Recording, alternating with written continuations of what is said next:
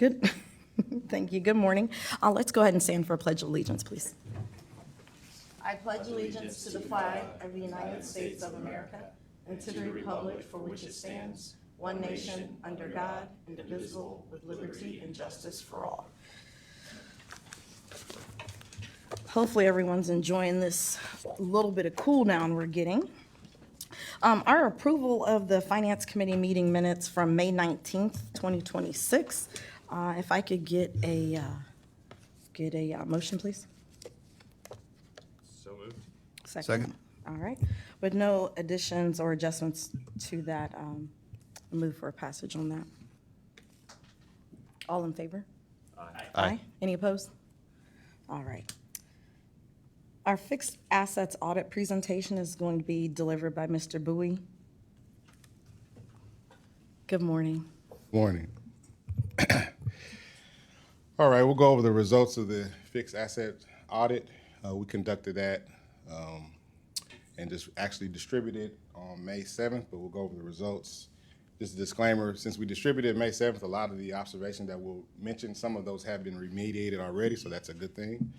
But overall, our objective was really to look at our asset, see how the accuracy of the classification, valuation of the assets, manage how we were safeguarding against theft, misuse, looking at the existence, looked at our internal controls with acquisitions, transfers, disposals. We also compared it to the sorter policy and also the GASB requirements to make sure we were upholding those. And also we assessed the compliance with FTA and TAM requirements. So our scope, we looked at items from April 1st, 2024 through March 31st, 2025, and some systems were PeopleSoft and related asset tools. Like I said, our focus was on additions, disposal, depreciation, inventory, insurance, and TAM and FTA compliance. Next slide, please. So we're trying a new thing, make sure to kind of rate our audits and see how well we did.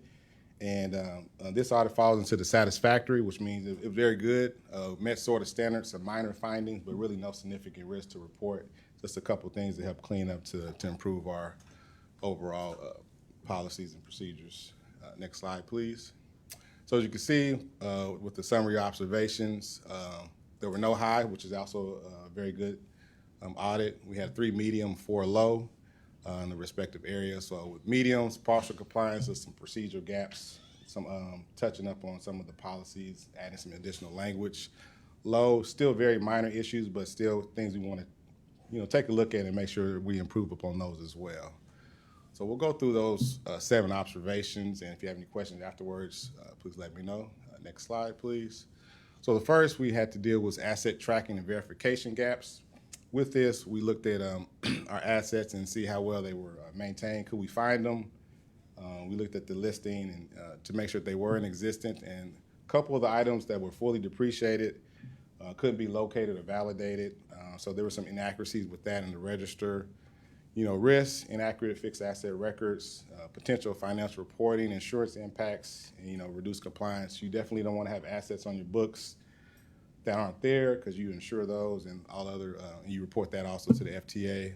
So recommendations, just make sure we validate those legacy assets, remove them from our books, and just strengthen our documentation. Management did agree with the observation, and they've performed a review of those assets and have removed those. And I think at this time they also updated the policy and procedures for the fixed assets. So next slide. Depreciation control gaps and policy misalignment. This is basically just looking at our depreciation policies on assets to make sure we were using the correct useful lives. Of course, if those who know depreciation is a way to amortize a piece of equipment over time, so you don't recognize that full expense in the year that you purchase. Couple items with our buses, we had a policy of using 12 years versus 14, and basically, that's also leads to inaccurate financial reporting, some inconsistency with our accounting practices. Recommendations: make sure our depreciation policy is updated, make sure management is approving those changes. If we do update depreciation lives, and correct those calculations. Again, this is one management agreed, updated the asset policy, and they did make the changes for those depreciated assets as of the end of the year. Next one. So this one's also medium lack of required approval for asset disposal. So our policy requires that our CEO and CFO sign disposal of assets. We noticed a couple of assets that didn't have that approval. Again, not a huge risk, but want to make sure that we're following our policies exactly as we have them written. So just make sure we don't have unauthorized assets leaving the facilities and staying compliant with our policies. Recommendations is make sure we update our executive approvals, verify those approvals before they're disposed of, and you just monitor it periodically for compliance. Again, this is one where management agreed, and they'll update the disposal procedure, which has been done, and document that moving forward. Next one. So these are some low risk, again, not huge risk, but things we want to make sure to pay attention to and clean up. So we did notice a couple issues within Maximo as far as the workflow. There was a couple assets that didn't have the proper approval in Maximo. Now they did have the proper approval overall, so not a huge risk to the agency, but we just want to make sure that moving forward we update our procedures, make sure that the chain of commands is listed correctly within the Maximo system, and as people are terminated or leave the company, we update those moving forward. Again, this is one that management agreed, and we're consistently working on refining that process because there's a lot of moving pieces within the Maximo and the org structure. Next one. So inadequate insurance coverage for vehicle fleet. This is one where we looked at the overall coverage of our insurance compared to the total asset valuation. And this is a low risk. This is one that the company kind of accepts where we are, but I think we have good coverage of our insurance. We were just reporting out that in a catastrophic loss, do we have enough insurance to cover the loss of every fleet in our operation, all our assets? So there is some exposure there. Management agreed, but they also have made some policy changes where they're kind of looking at the insurance coverage as an ongoing basis. So this is one where there's no full remediation date. This is just a process that's moving forward. We'll continue to look at our assets, our insurance coverage, and make the necessary changes as we see fit. Let's see. Another one for missing preventative maintenance schedule. So another one, this has to do with making sure Maximo is set up with our assets to have the correct maintenance schedule in there. We noticed several assets that this was missing, and the risk of that is it could lead to increased equipment failures, reduced asset reliability, and maintenance compliance issues. Recommendation was to make sure we update those PM schedules within Maximo, update our controls, and make sure we monitor overdue maintenance. Again, maintenance has agreed, and they'll be enhancing the Maximo job plans and work order process for those non-revenue vehicles to improve the maintenance scheduling and reporting. And the last one, lack of annual vehicle assessment records. So this one, we found that the required annual vehicle assessment record for the TAM plan were not consistently completed or retained, which can lead to FTA compliance issues, and also increases the reduced life cycle planning. Recommendations: centralize those assessment records, standardize the assessment process, and track completion annually. And this is also one of the working process where management agreed and will require annual vehicle assessments to be completed, documented, and integrated within Maximo. So that completes the review of fixed assets. Again, we gave this a satisfactory rating, which is good. A couple things that we want to clean up, but overall, a good audit. Any questions or comments regarding fixed assets? All right. So one question. Yes, sir. Not for you. This is more like a maintenance question because it seems like a number of these are related to like maintenance planning and scheduling and things like that. I'm assuming most of that work is just going to be done to fix it on that side of the house. Is that a correct statement? Correct. Yeah, these were assigned to our fleets and facility director, so he's quite aware and he's already making those changes. And it was a minor oversight on his part.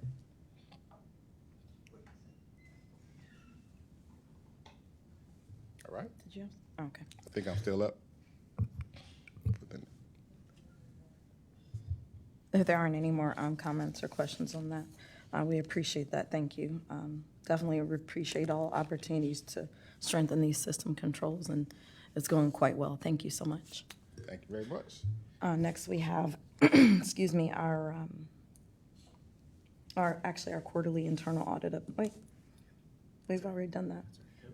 Oh, no, that's right. Yeah, I'm that's right. sorry. I'm getting confused. No, you okay? I mean, I can sit down if you want. No, it's okay. Please, the quarterly internal audit, audit update, please walk us through that. Yes, no problem. Natalie, next slide, please. So just giving an update of the observations that we've issued so far. So we've gone back to tracking since 2022. 23 audit reports issued, 101 observations. You can see the breakdown of high, medium, low to informational.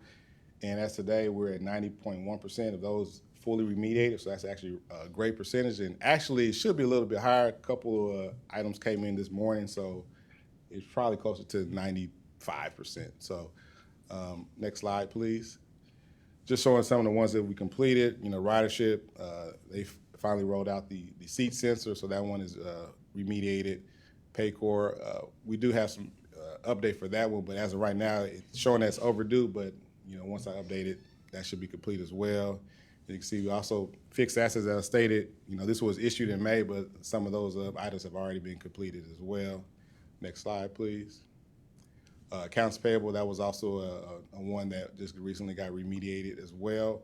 And of course, we still have a few left for fixed assets. One for fuel hedging that just need to look at some additional documentation. Next slide, please. And then the Paycor SOC report, I just got some information for that this morning as well. So that one should come off the list. As you can see, fuel hedging is also taken off the list. And we have a couple that don't really look at till later, August and September. So we're doing a very good job of making sure we're following up on anything that we report. So kudos to our management team here at Metro. Next slide. Just give you an update of where we currently are. So right now we're in the final stages of our gas credit card. Everything's been issued. Reporter just working on that draft report. Hoping to have that completed this month. Masabi, that is being performed by Clark Schaefer. They're wrapping that one up as well, and we should look to have that draft report by August. And same with Metro now. We're looking to have that one wrapped up by the end of August as well. Next slide. I'm sorry. No, go ahead. Forgive my unknowing, but the gas credit card, can you just tell me what that's about? So we have a fuel card for non-revenue vehicles that we use, probably maybe 100 plus cards that fuel our vehicles that we can't use the fuel on site to use. So it's a low risk item, but one we haven't looked at in years, so we decided to add that to our audit plan. Okay, thank you. No problem. And moving forward 2 slides. So upcoming, we're getting ready to kick off our dispatch audit, which that's the services that we use at our RCC. Call in accidents, anything of that nature. Started that with July with the estimated completion in September. 2 other audits that we're having on the plan. We haven't really finalized the kickoff date, but we want to look at claims activity and also our parts ordering and receiving process. So that is the internal audit update for Metro. Any questions, comments, concerns? I'm looking forward to the parts audit. I think that so much has gone into making sure that that process is more seamless and that we can get more fixed costs. And I think we're going to definitely see some good things come from that. So I'm excited to see that one. Thank you. If you can be excited to see an audit. Yeah, that's actually excellent. Makes me work harder. And Ms. Calder, one thing I want to add for the committee here, I'm really excited about audits. We all love those, but want to point out, Norman had talked about the observations that have been remediated, fully remediated.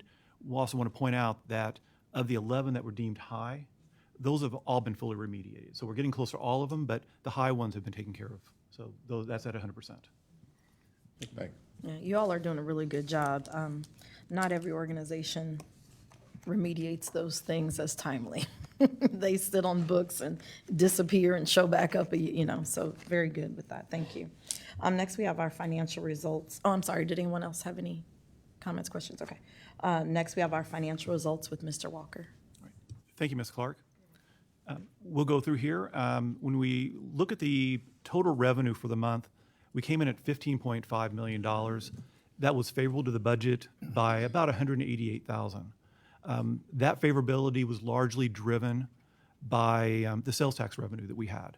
So the sales tax came in at $339,000, greater than what we had anticipated, and that was offset slightly by lower than expected fixed route and CPS fares in our budget. Going down to the total expense line, that came in at $14.4 million, and unfavorable to budget by $188,000. So you look at those two numbers, it's not a mistyping. It is the same for both of them. So you can see we'll probably be flat to budget when you see that on the operating capital contribution. But on the expense line, the unfavorability was largely driven by wages and benefits again, and that has to do with the timing of operator hiring that we have to get ready for the new service in August. Fuel is another component, along with parts. And the parts is primarily timing. As you know, we've entered into these fixed price contracts, so really that is some timing there. Overtime, it continues to be a bit of an outlier for us, but for this month in June, I want to point out to the committee that the pure overtime dollars were the lowest they've been in all year for Metro.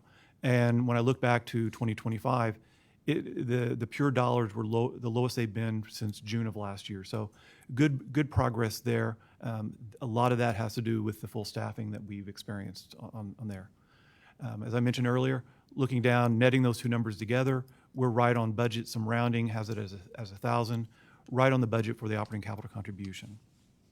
Looking at our ridership, that came in at 1.123 million riders for the month, slightly favorable to budget. And as I always like to do, kind of take away some of the glory from the planning and ops meeting. When you compare this to last year, it's 80,000 riders greater than last year at this time, or 7.7%. So great work all around, from hiring the operators, advertising, maintaining, having clean vehicles, just great work all around to see that ridership total go up. Next slide, Natalie. Here's my favorite slide, as we all know, the wall of numbers, focusing a little bit on the right side. Total revenue coming in at $87 million, pretty much flat to the budget. When you're 0.1% away from what you had budgeted on a total revenue, that's pretty good. Looking at some of the moving pieces up there, the sales tax revenue is coming in favorable for the year. Also, when you look at we had some negative fares compared to budget, but all in all, pretty much right in line, some ups and downs. So happy with how we're looking on the fare revenue and the sales tax. To remind everyone, we now have 4 months of actuals for sales tax in here, and sales tax does represent about 70% of our spend, of our revenue for the organization. So great to keep an eye on that. Good to see that trending positively. On the expense line, stay back there. Yeah. On the expense line, coming at $85.7 million versus a budget of $85.3, slightly unfavorable to the budget, and that is the same culprits, wages and benefits and fuel, along with the other offsetting that. Want to highlight to the group here on the fuel line. There's been a lot of movement on the fuel we've talked about. For the month, our fuel hedging saved us $260,000, but really want to point out the year-to-date impact of our fuel has been $1.4 million. So that's the value of our fuel hedging. So if we did not hedge our fuel, that $1.344 million on the bottom line would be a negative number. So thank you to Kevin for managing the fuel hedging there, being opportunistic in the past of getting the hedges. We look at it from a price certainty standpoint, but also from a risk mitigation standpoint here as an organization. So great to see that work there. One question there. Yes. For the fuel hedging, I think you said year to date, Yep. 1.4 million? Yes. So roughly like 2.5% of our total budget has been saved due to the fuel hedging. Yep. Okay, kudos there. Question on the ridership and fare revenue. We're essentially bang on our estimates for ridership, but the fare revenue is off by a few percent. Right. What's the driver of that? There's a couple components there. One component is when we implemented our fare increase last year, we also had, in conjunction with that, some new options as far as how to pay for the fares, fare capping, things like that. So I think it's not an exact science. we did an estimate that we were probably a little light on the impact or the uptick in ridership we would see and the value on that. That's the main component on that. Thank you. Go to the next page, Natalie. And here's our standard look at our sales tax slide. We've talked about this. We have 4 months of actuals. Actuals are trending quite well. And when you look at the May and June numbers, they have an asterisk by it. That is because we just simply book to the budget for our financial statement purposes. Looking down for the first 4 months, we've talked about our favorability of being $300,000 compared to the budget. Also looking at last year, the first 4 months are a little over $2 million greater than they were last year. So good news there. That's about a 5.4% increase when you compare the raw dollars year to year. Next page, Natalie. The standard cash flow and obligation report that we go through each month. This shows we have $115 million. Obligations for this year and next and out years as well. We want to just make certain that we know we can't spend the $115 million tomorrow. We do have these obligations that we actively manage and slight movements each and every month in that middle section. But the bottom line at the end, we have ample cash to settle the known obligations that we have. And I believe that might be it. Any other questions from the committee? All right. Thank you, everyone. Thank you, Mr. Walker. We've got a couple, excuse me, action items for approval. We have a 2027 grant application. Thank you, Ms. Clark. I'll cover that. This is a standard action item that the committee and the board sees every year. This allows staff to apply and execute grants on behalf of SORTA. Any questions from the committee on this action item? No questions, but I'll move for approval. All right. Thank you. Any discussion on that? All right, all in favor? Aye. Aye. Any opposed? All right, we're going to move forward with that approval. The approval of the investment of funds report. We've got a couple of these, and can we approve these together? Okay, so we'll go through these quickly and then get these approved. The standard look, the first one will be for May. Standard balance, the standard look that we always do, nothing remarkable here. Our yields are remaining strong. Cash balances, again, remaining strong as well. You can see the left side is our operating fund, right side is the infrastructure fund. In the month of May, we outperformed any type of index you would be looking at from a portfolio like ours, being a low risk, high secure, comparing to the 1 month T-bill, 1 year and 3 year T-bills, all outperforming those trends. Next month, same look that we have. Left side is the operating, right side is the infrastructure fund. Again, yields remaining strong. A lot of movement in the yields beginning in July. So you'll see some changes a little probably next month on the yields, but again, they're all staying strong. Balances are staying robust. And again, nothing unusual or remarkable to point out to the committee here. Any questions? All right, thank you. I'd move for approval for the investment of funds report for May and June. Can I get a second? Second. All right, any discussion on that? All right, all in favor?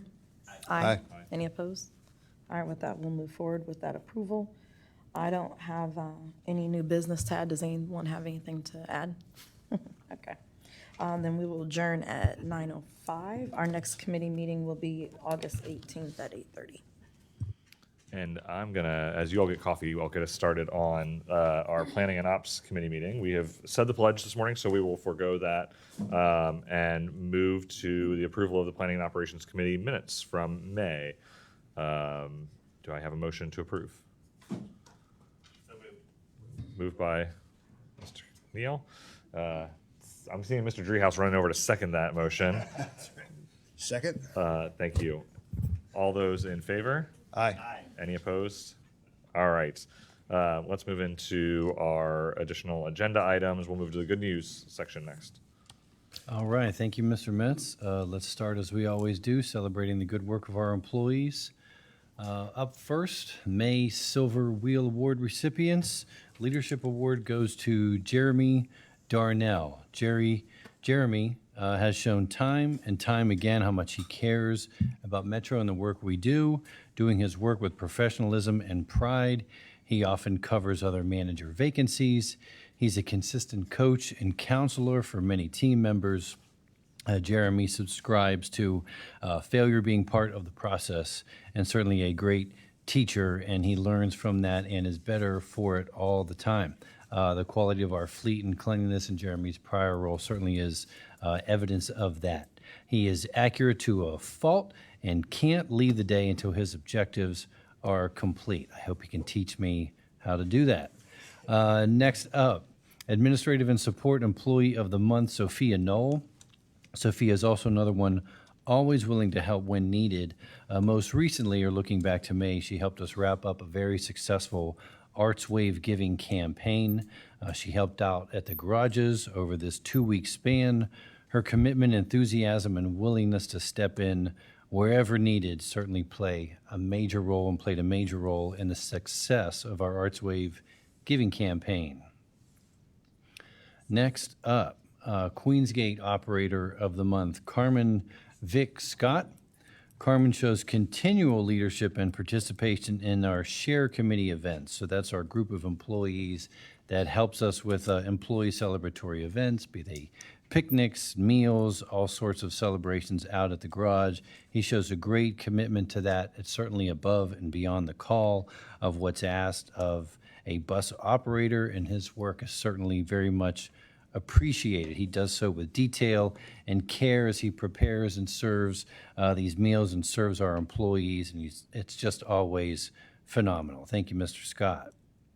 Next up, from Queensgate Maintenance, Robert Krebs. Robert has a responsibility of maintaining the Bond Hill Garage's fare box. He's also the backup for our road calls. That's when a vehicle is out in the system and needs mechanical assistance. He's backup for our bank runs, and he also supports the Queensgate fleet. But what most don't know about Rob is he's also the go-to technician for all ticket vending machine issues, access issues, installations at access, replacing our MPM screens. He takes it upon himself to learn as much as he can and get involved daily in every aspect of our fare system's efforts. Next up, probably a familiar face, Bond Hill operator Jaquana Montgomery, or Q to her friends. Q exhibits extraordinary behavior every day, but especially when helping with share committee events. She always has a positive attitude, and she has a get-it-done mentality with a one-of-a-kind burst of energy that fills the room. She assists with packaging food for multiple operators recently when they were out on the road during a Mother's Day brunch that was hosted by the employees. So we're operating 24/7. We've got mothers out on the road. Thank you, Jaquana, for helping them celebrate Mother's Day while also serving the community. Next up, Bond Hill Maintenance, Michelle Lika. Michelle demonstrated exceptional professionalism when she cleaned a coach after a difficult incident involving a passenger injury.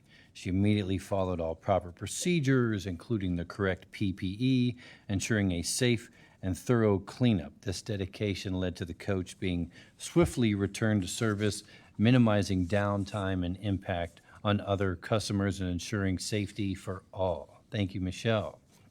Last but certainly not least, a familiar face of this board, the heroic efforts of Latasha Underwood also resulted in her being recognized as the May Access Silver Wheel recipient. She noticed during an Access trip that her passenger had collapsed, was showing signs of a possible stroke.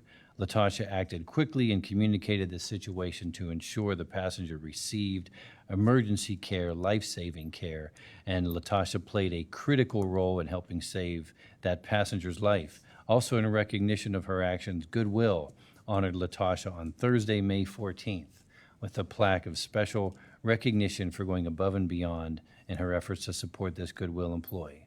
Thank you to all the May Silver Wheel Award recipients. All right.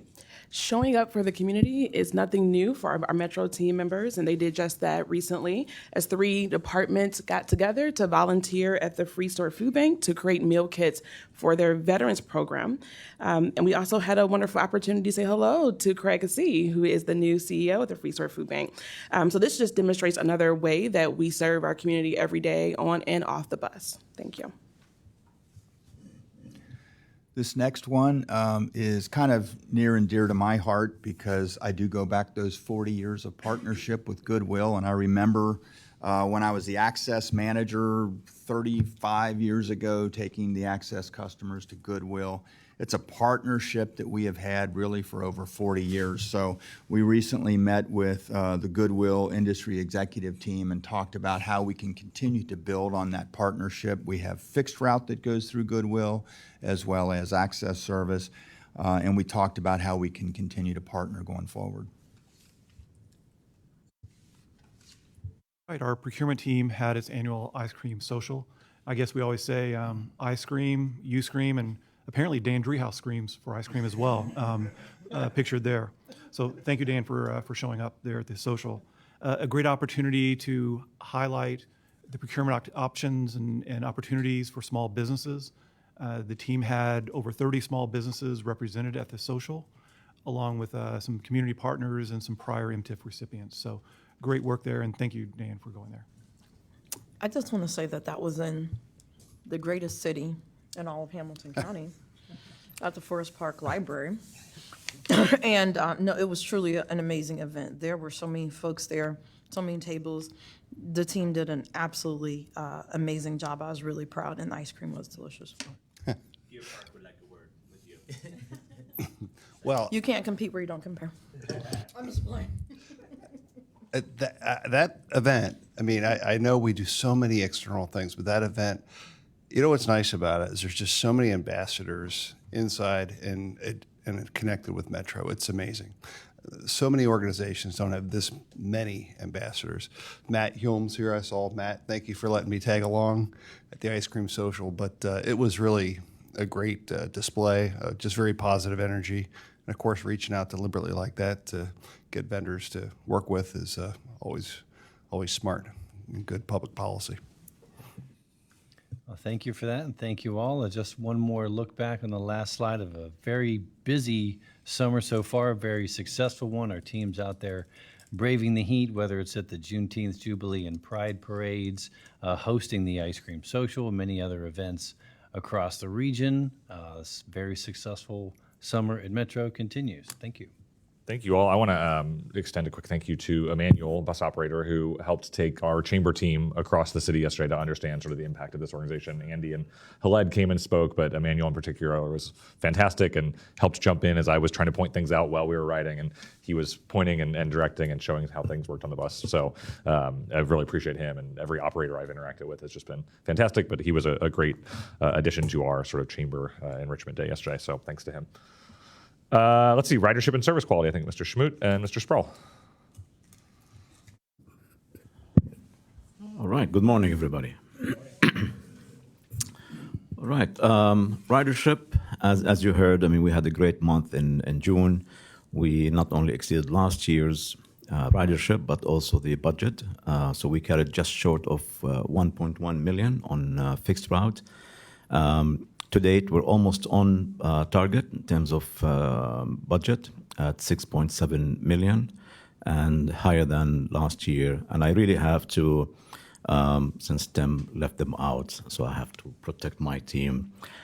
Planning department, I mean, this just speaks volume about the planning efforts that has been done over the past few years.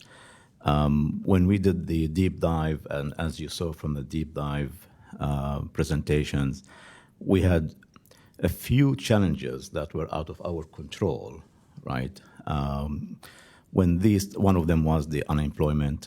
When these external challenges, eased, we saw people coming back also to ride the bus, and they continue to ride, even though gas prices, went down slightly. That's a testament that they're finding the service very efficient and convenient. And that's helping drive the ridership up as well. Next slide, please.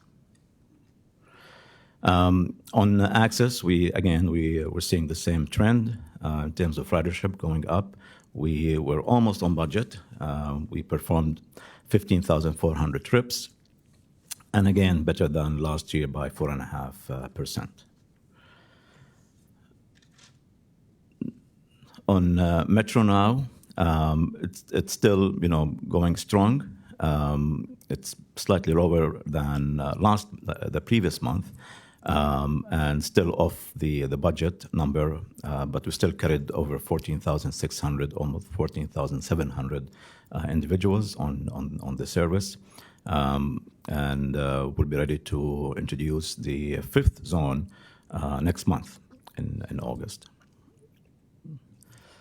In terms of productivity, higher ridership, impacts productivity in a positive way. So as we see in terms of the local service, our productivity is 14.8 passengers per hour, which is higher than the budget at 14. So this is really great.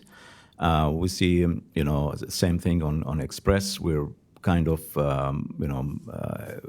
getting close to the target of 10 passengers per hour. So in June, we were at 9.3. If you can see from that chart, the past few months have been much better than the previous year. So we're trending in the right direction there. Access, again, slight improvement there at 1.84 passengers per hour versus the target of 2. Metro Now, we are still at 3.5 passengers per hour for the mature zones versus the 3.8. Some of that is attributed to some of the increase in terms of driver hours and other changes that we're constantly making to the program. But it's still pretty healthy at 3.5. Next slide. And with that, I'll turn it over to Bill. Thank you, Khaled. It was a pretty good month overall for service quality. You'll see a couple of things up and a couple of things not up as far as we'd like, but we start with on-time performance with the fixed route system. I would say there are a couple of factors that I would remind us, and we've already hit on a couple of those. One is, wow, it's been hot. That has had an effect on the service quality measures that you'll see, but also the ridership, in particular, 7% higher than last year, which is great, but that also does affect things like on-time performance because we find ourselves stopping at more frequent bus stops and picking up more people at those bus stops. So that's a good problem to have. And that's a bit reflective in something such as fixed route on-time performance, but we continue to stay focused on it to try to get improvement there. Access on-time performance was right at goal, so that has rebounded nicely. And Metro Now on-time performance continues to be strong as well. So that's the on-time performance. And then we go to service reliability, and this is one that I want to sit on for a second. I'm really proud of this one. This may be the highest service quality and service reliability statistic that we've seen at 99.7%, certainly the highest since we've been measuring it for the past couple of years. And that is really a comprehensive effort of the entire operations team supported by all of the other departments in what we do every day. Customer service has also trended in the right direction. This is our second month in a row of making improvements there and getting closer to where we'd like to be on a goal at 26.1 customer service reports. Fixed route miles between mechanical service interruptions. We do see that we're at below goal, not where we'd like to have been. This one definitely was affected by the heat. We'll see that again in the month that we're currently in, but we are working hard to get this where we want it to be. We did experience better than last year, slightly better than last year, and so that's like five of the 6 months this year, but it is part of our long-term plan to continue to improve in this area. And then you'll see that you've got some route-specific service quality on-time performance metrics in your packet. And if there are any questions for either Khaled or myself. I just want to say a comment. Firstly, thank you for giving this report. But when we see, unfavorabilities, we always cringe. Probably me and Tim get really concerned about it. But, to see that on the wages side because of the great work that's actually happening as we're hiring people and then identifying that we need to train them X amount of weeks prior to their scheduled service, which is also making a great impact. That's where you see these numbers coming up finally. And so just a great job for the concerted efforts across the departments on that work. You can certainly see the correlation, and I'm happy to have a couple more unfavorables if it means those service numbers are beyond expectation. So, Thank you. Any other comments? Thank you all. We'll move on to the customer survey results. I would just note that the quarterly appendix is here, and so if you're looking for route-specific details, it's here, and if you have questions, you can follow up with Mr. Schmidt on that. So, but survey.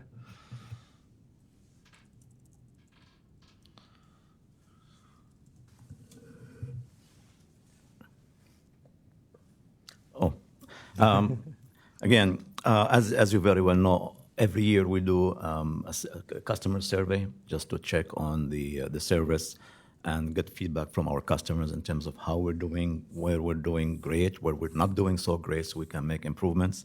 And we have Steve here, our Senior Director of Development and Innovation, who's going to go over the recent survey that was just completed.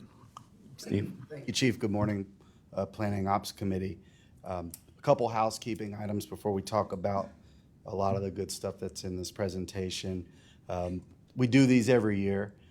We, for various reasons, primarily wanting to wait for grant funding to be available for this project, we didn't actually get one done in 2025. So this data is from early 2026. But we have a vendor that we feel very comfortable with. It's grant funded for the next 3 years. So these will continue to be performed on an annual basis. Next slide. So we'll talk about all three modes. First off, fixed route, big bus, the workhorse. This survey was conducted in the last 2 weeks of March 2026. It's a full month. You have all the kids are in school. Vacations have not started yet. Everyone's at work. You don't have a lot of holidays. The firm that conducted these surveys was ETC Institute. They are, by most accounts, the national leader in survey work for local and state governments. They rode all 47 fixed route bus lines during all 7 days, capturing all three service levels. We had about 2,000 surveys, 2,007 to be exact, which is well within the 95% confidence level. So they were on the bus. Next slide. You see our demographic split, a high-level roll-up. You can see visually we're overwhelmingly African American in terms of our ridership, although we do have an increase in Asian or Asian Indian folks that are using the service. They are our third most represented ethnicity on this slide. You see the age layup. We have 18% or 18 to 24. We're certainly focused a lot of our efforts on the younger crowd, although we still have a lot of significant ridership for folks 55 and up. You see the gender is pretty much 50-50 split, and household income, about 50% of folks are making $25,000 or less a year. Next slide. Overwhelmingly, our folks use our service for work. 60% of those surveyed use it for work, and 60% of those folks use it daily. So we are meeting the mobility needs based on this information. You can see the length of time. We have a lot of veterans that have ridden our service through some lean years and COVID and the return. We have a fair amount of folks that are also new to the service. So that may be reflected later when we start talking about specific metrics. Folks are new to the service, maybe are coming from other places or have ditched their cars. Next slide. We talk about Metro Now usage as a fixed route rider. Almost 30% of our fixed route riders have used Metro Now at some point. In terms of folks calling customer service, 56% of our folks, it's not shown here, 56% of our fixed route riders have never had to call customer service, never called customer service. Those that did, 50.5% were able to receive a call back. Next slide. We talk about overall satisfaction with Metro fixed route high level. The The blue is very satisfied with our service. Green is satisfied. Gray is neutral, fittingly. Yellow is dissatisfied, and red is very dissatisfied. You can see in the last 3 years, we have definitely made a slide over to the blue where we want to be in terms of folks being very satisfied. And these are the folks that are going to ride your service come floods or what have you in Cincinnati. They are dedicated. You can see the number in 2024, 61% of our folks were satisfied. That has started either to slide over to very satisfied or in some cases slide over to neutral, which means much like the 2026 Bengals, there's a lot of good, but we still have work to do in certain areas. Next slide. Hey, Steve, as we go through these, because I think these are maybe some of the most important slides in the deck. You may have said this at the beginning, but the methodology on the 24 and 23 and the vendor, was it the same vendor and methodology on those ones? Great question. So we had a different vendor in 2023 and 2024. Their methodology was slightly different in the fact that they basically congregated at major transit centers, Government Square, North Side, Oakley, Glenway, and folks came to them. Whereas this vendor focused a lot more on being on board the bus, a choice rider, if you will, and just basically doing the survey on board the bus. So you're going to see a difference in engagement when you change the methodology like that. So the real tell will be next year when you have the same vendor back to back. Got it. Thanks. Yep. Because there's some really positive jumps here, and I was just trying to figure out how I should be thinking about. Correct. And we were surprised, and we're frankly quite nervous actually switching vendors. The previous vendor did a great job. They still do work for us. This vendor, however, has done more surveys for less money, and the results are That's great. pristine. Yeah, thanks. Next slide. So we did an overall satisfaction. This is more of a breakdown in the particular areas that affect the divisions and departments. Same idea, light blue, green, very satisfied, and satisfied gray is neutral. We talk about safety while waiting at bus stops, pretty particular. We spent a lot of time and a lot of money improving our bus stops. You can see that has borne fruit. Folks previously were about 19% very satisfied with the safety at bus stops. That's moved over to 37%. The following tab is the reliability of the transit app. This is a new question that the vendor suggested we ask and track moving forward. You can see the reliability transit app is going to be very important moving forward as we move away from paper schedules and more to technology. We're doing well in that area with over 3/4 of our folks satisfied or very satisfied with the app. Professionalism and courteous of bus operators. You hear operations talk every trip, every day. You can start to see those numbers sliding in a positive direction. Folks are very satisfied or satisfied with our operators as well as our safety. We're moving folks over from merely being satisfied to being very satisfied. Ability to get route and schedule information. This probably folds into the printed schedule and or the website.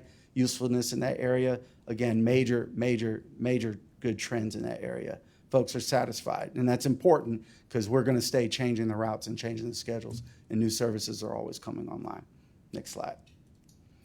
Further breakdown, cleanliness of bus stops. Again, you've got about 30% of our folks are pretty solidly neutral. Less folks are dissatisfied or very satisfied, very dissatisfied. We've moved them over more toward the satisfied and very satisfied category.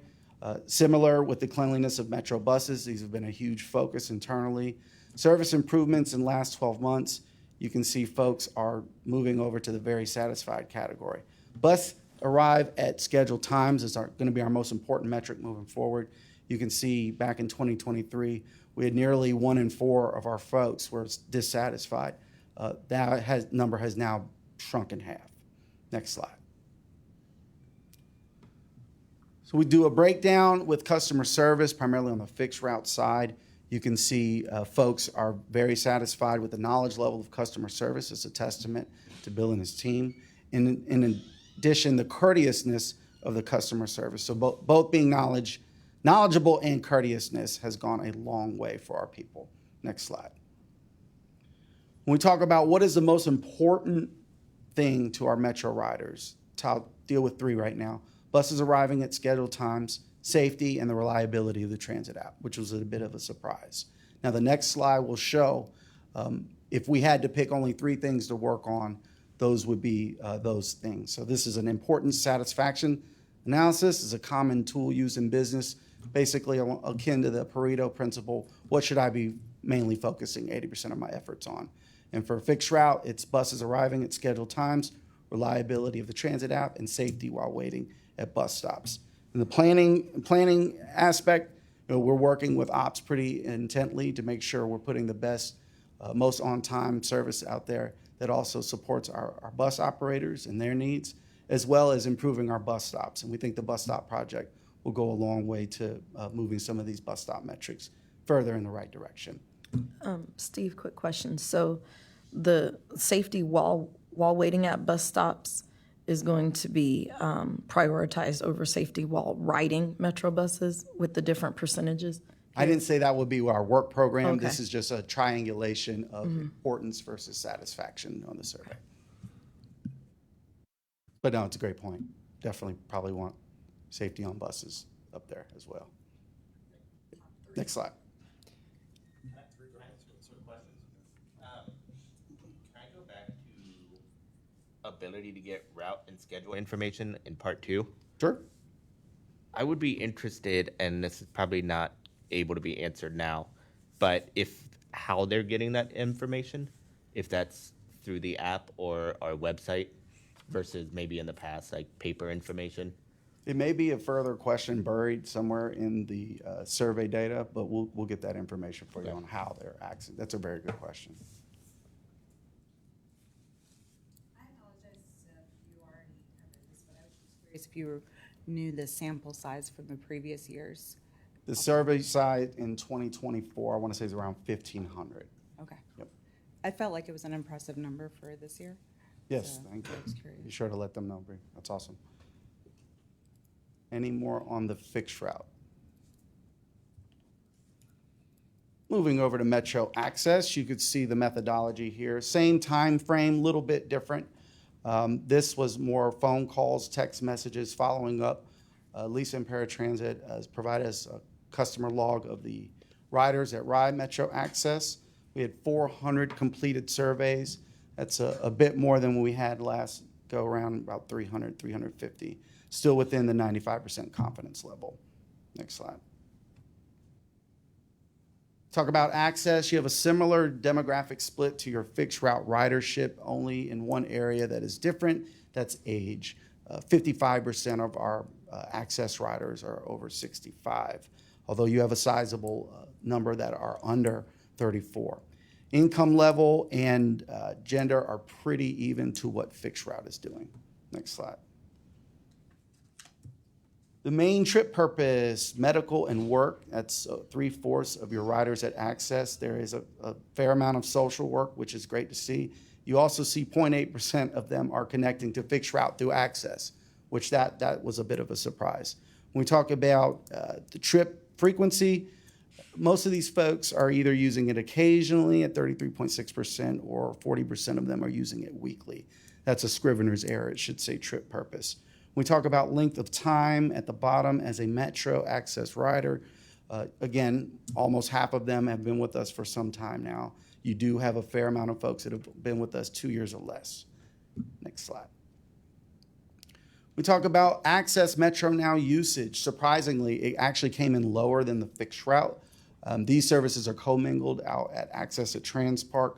I found that to be somewhat surprising. We would probably want folks access to know more and use more of Metro Now service, given the cost efficiency of that service. Out of the folks that have called customer service that have used Access, 87% of them have contacted them by phone, 13% have never had to call. When we talk about their satisfaction with Metro Access customer service, again, 85% of them are either satisfied or very satisfied. Next slide. This looks a little different than the fixed route due to the availability of some of the data. Overall, we're killing the national average in a good way, which is another benefit of having ETC. They have this data on hand. When we talk about cleanliness of vehicle, safety while riding in the vehicle, as well as operators do a good job driving the vehicles. Obviously, we want always to be going up and to the right, but I dare say a lot of the blue are folks that are very satisfied. We didn't have the data available, but we'll make sure we have that next year. Next slide. talk about. I have a quick question. So you mentioned the way we got the data was a little different. Yes. Versus fixed route. Do we have information how the previous vendor got our data for access last time? Same methodology. So phone calls and text emails, messages. reminders. Yep. Okay. And Steve, this is the red bar that shows national average is new this year. Correct. ETC being a national company who does this for transit systems all over the country and in North America was able to aggregate these same questions across surveys throughout the country to show us what a national average would be. And that's the red bar. And we haven't had that displayed in previous survey results. Okay. A further breakdown, this is your new question. Sensitivity and assistance. It's not a new question, Steve. You asked it twice. It's not a new question, but it is a question. Sensitivity and assistance you receive from vehicle operators. You can see there's no national average. It's a pretty unique question. I don't believe a lot of other paratransit companies are either asking or answering this question. However, you can see we've asked it twice already. We're in line with where we were in 2024 and 2023.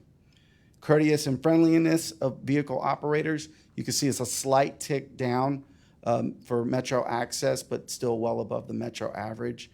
When you drill deeper into these numbers, I'm confident that very satisfied has probably grown satisfied and have gone either way. Next slide. Reservation process. You can see we're 7% ahead of the national average, a little bit worse than we did in 24 and 23. And as well as Metro Access arriving at scheduled times, about the same, 12% better than the national average. So a whole lot to like there. We talk about, next slide, overall satisfaction. There's a breakdown here.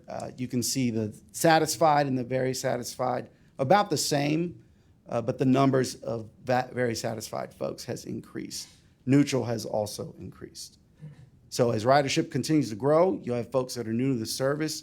You'll see some variation in the number, but the real rubber will meet the road when we see the same vendor in this same presentation. Hopefully we'll be giving next year. Next slide. The most important things to our Metro Access riders are the Metro Access arriving at scheduled times far and away.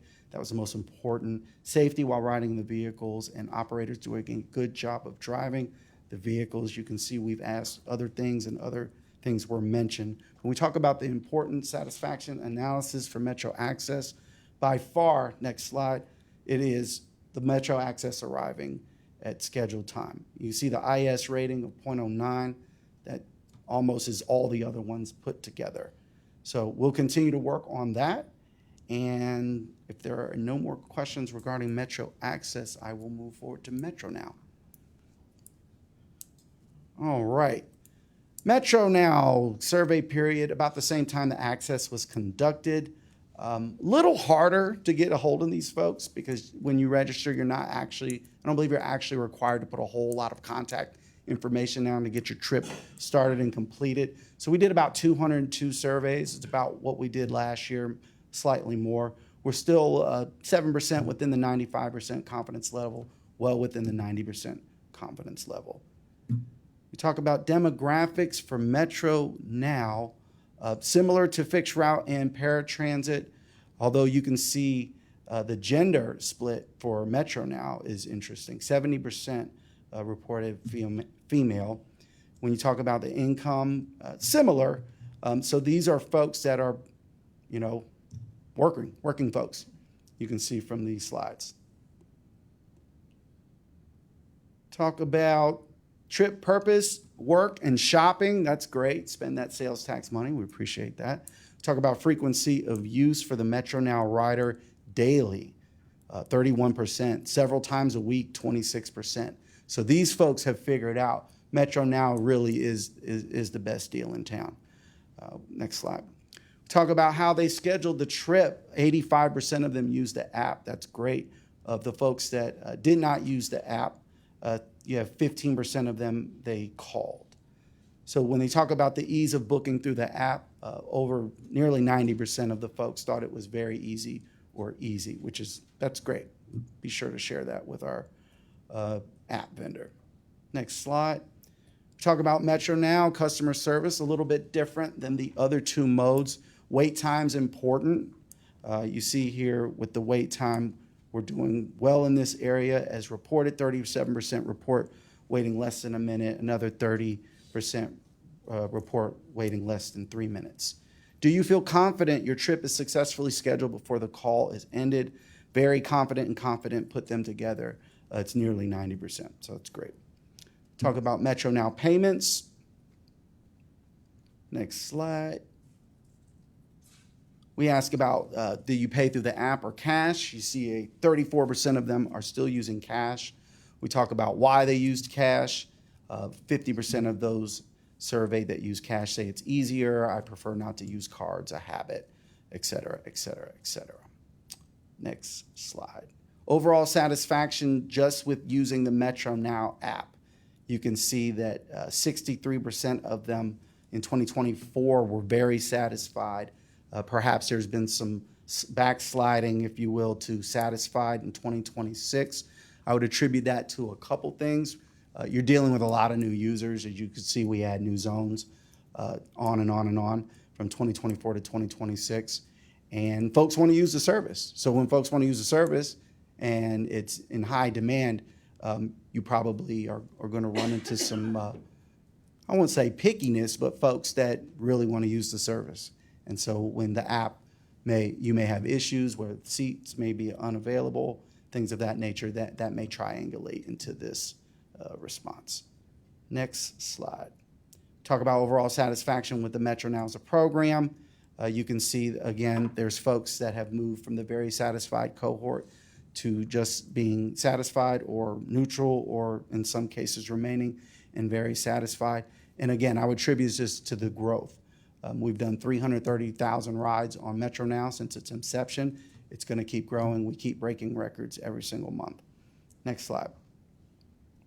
We talk about what's important to folks using Metro Now, the availability of Metro Now services. There's a couple ways you could put that in. Maybe they live in a neighborhood that doesn't have Metro Now, and or they're concerned about ETAs or availability of a seat. Talk about operating hours of Metro Now. I believe we've increased operating hours twice since the program's been incepted, and the wait time for the ride to arrive. So these are growth concerns, if I had to characterize this slide. Talk about the importance of satisfaction analysis. Again, overwhelmingly, it's related to the wait time or the availability of the Metro Now services. You can see those are 1 and 2 in the important satisfaction analysis. That will conclude this presentation. Any other questions? I have one. When you do your surveys, are they in person, are they by mail? And how many people refuse to even answer? So how do you know if you're accurate or right? In other words, if you have 100 people here, and you say, well, 24% think it's fantastic, if the rest of them refuse to answer, you say, well, we have an overwhelming majority saying it's fantastic. How do you mix your numbers? That's a great question. So on the fixed route, they go on board the buses, pen and paper and tablet, clearly identified as someone that is going to ask you questions. We don't have hard numbers on how many folks refuse. Been in the game 15 years, you're probably talking about less than 2 or 3% are going to refuse to do a survey. Folks want to be heard. Now, in terms of access in Metro Now, those are phone calls and or text message follow-ups. So you may have some folks there that are engaged and then don't want to be engaged. I don't have that number on the success rate per se, but we could get that information from you from the vendor. I'll add a couple of things on that. Great question. So usually, these surveys are done randomly. And that's the key thing in any statistical analysis, right? It has to be random. So they're not picking, let's say, for the fixed route, that I want to survey this person, but not that person, but this person. So it's completely random. And then what really drives the accuracy, per your question, it's the number of surveys completed. So if because we're collecting over 1,300 surveys, which is kind of like the magic number, in this case we collected 2,007, then that gives you the confidence that even though you may have not sampled somebody who doesn't like the service, and we've sampled some of those, which is obvious in the results. The sheer number of surveys being over 1,300, in this case 2007, give you that confidence that at 95% confidence level, plus or minus 3% of error, that the results that you have are that accurate. So the number of surveys drives that accuracy. So even though you are, just like you're not serving few people who are not happy, you're also not serving people who may have been very happy. So the number of surveys is very critical. Mr. Anderson, thank you for this. I know this is a ton of information to present, and you did it in a way that actually was digestible, so thank you. Two things come to my mind that are really loud and clear here. On-time performance, on-time performance, on-time performance is key to whether our riders feel like they're getting what they deserve. The other one is safety, whether that's when they're waiting for the bus or whether they're on the bus. Those two things are not new to this organization, but this sort of underscores that what our leadership and our staff has been saying is what our riders are telling us. I would really be interested in doing an additional survey of non-riders, and that's probably a little more complicated, but whether that's a phone or a text survey, and being able to matrix the reasons why people aren't riding the bus to what are both important and how satisfied our current riders are, to figure out, like, that's the third leg of this stool in my mind, is we know what our riders find important, we know what is driving satisfaction, and yet we don't know what the folks who aren't using our service are saying. And so I would encourage us to think about how we do that over time. Maybe you guys are already thinking about that. It's a great point, and it's that next potential customer, right? We find folks that are the next most likely to ride based on where they live. We have all the demographics and income characteristics. So surveying those folks as to what would be the thing that gets you into the bus. Great idea. I think it's something we can put in our work plan. Cool, thanks. I think that's a great point, but we have 1.5 million riders, am I correct, in a year? How many riders do we have within a year? 1.5 million? 14 million. How many? 14 million. All right. Suppose it jumped to 17 million. Could we handle it? So the answer to that is yes. Where those additional riders come, what time of day, what route, all of those things make a difference. If they were spread equally across the system, for sure, the impact would be, it would slow down the system a little bit, right? So we would have to adjust schedules to make sure we can maintain OTP. But there's capacity in the system. When you see, there are some trips that are at capacity, but overall we're carrying 15 to 20 passengers per hour, and the bus holds 35, 40 people, right? So there's capacity in the system for ridership growth. So we've seen pretty significant growth over the last 5 years, and we've been able to handle that within the existing, structure that we have. So we welcome that growth. Do we, back to Pete's question, do we set a goal each year, how many riders we want to increase by? So we got 14 million, so we want to go 14.5? Do we do that? Or do we say, we hope we get there, or we don't plan for that? Correct. We do. And in the ridership report earlier, we compare where we are this year based on that target that we set. So we were looking to grow ridership this year. I don't have it right in front of me, but we are close to that goal. We're exceeding the ridership levels that we had last year, and we are very close to meeting our set goal for this year. Thank you. Mr. Driehaus? Really, just to add to the subject that Pete brought up, the new vendor sounds fantastic to work with this new vendor to have the national comparative data. Thank you for bringing that to us.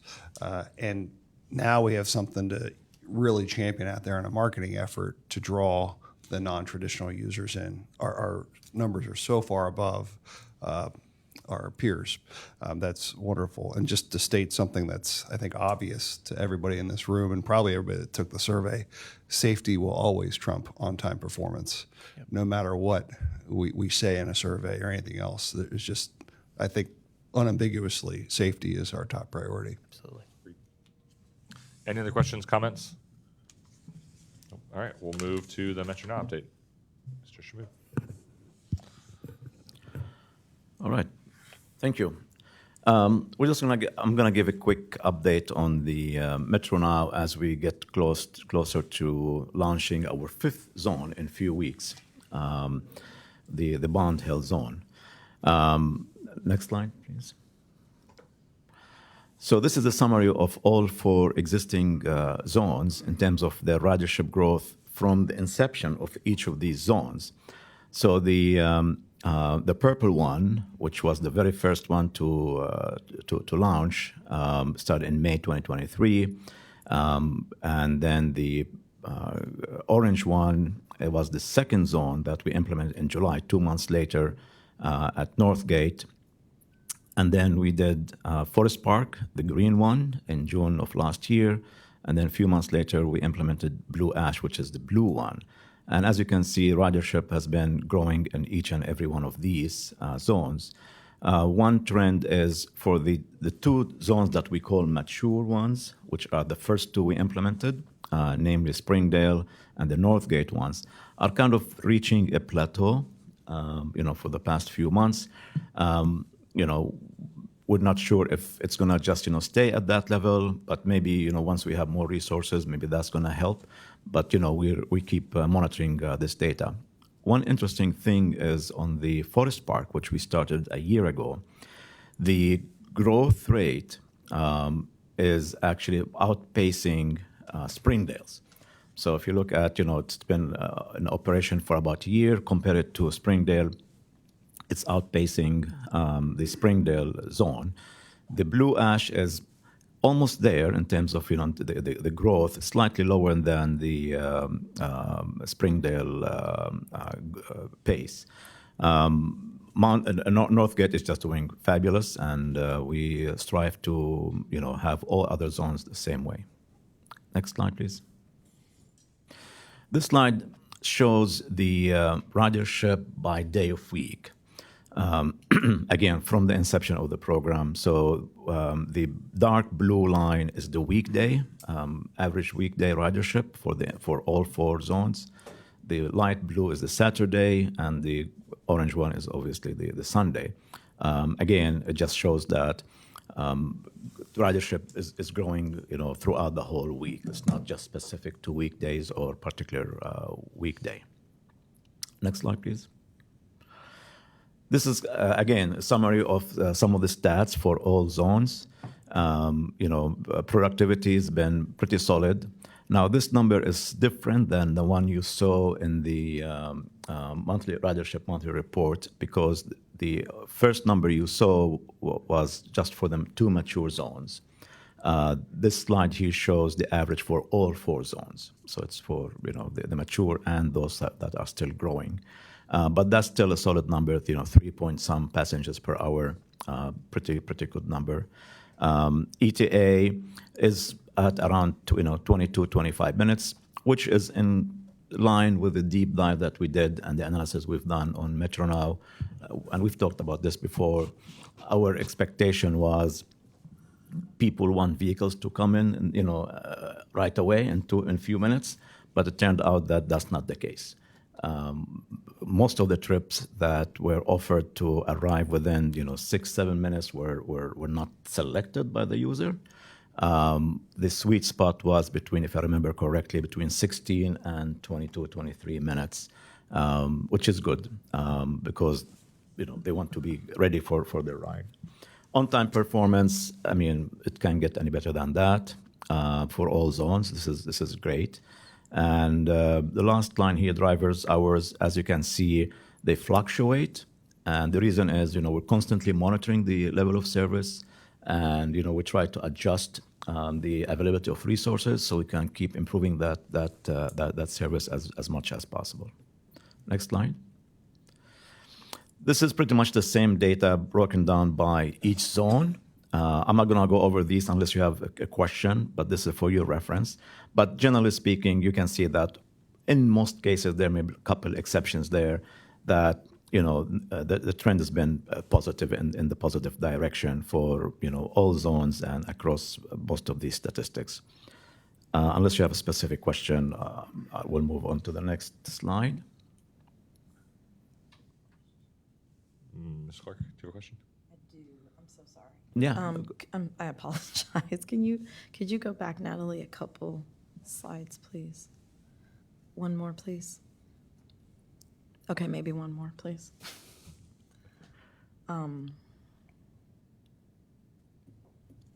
What, I will, if you don't mind, if I can recall my question and come back. I knew I should have written it down. I'm Absolutely. sorry. Yeah.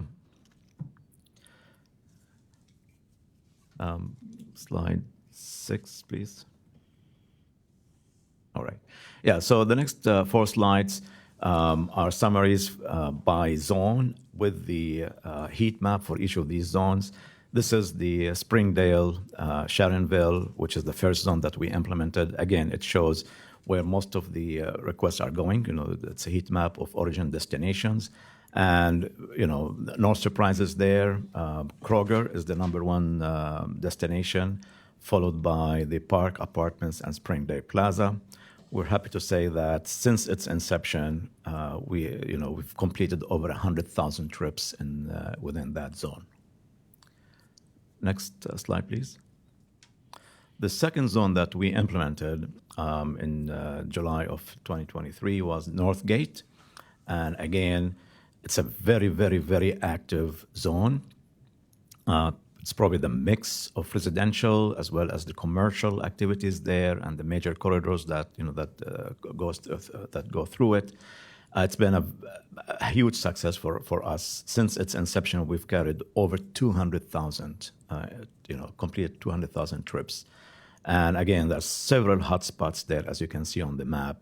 But the top 3 are, the Clovernook Apartments, Coring, Kroger, and the Walmart. Next slide. The third zone we implemented, which was middle of last year, Forest Park. Again, that's growing. And as I said, it's outpacing the growth of the Blue Ash, the Springdale zone. Again, several hotspots there. Again, Kroger, takes the spot here, followed by Northwestern High School, which is an interesting thing, and then Pleasant Run Apartments is also in the top 3. So since its inception about a year ago, we completed 20,000 trips in that zone. Our youngest zone is the Blue Ash, which is only a few months old. And it's, starting to generate some interesting origin destinations. And in that zone, Deer Park Plaza, and again, Kroger, and the industrial jobs area are in the top 3 destinations. And with that, I conclude this report and be happy to answer any questions. Thank you. Did you get it? I did. All right, go It for came it. back to me.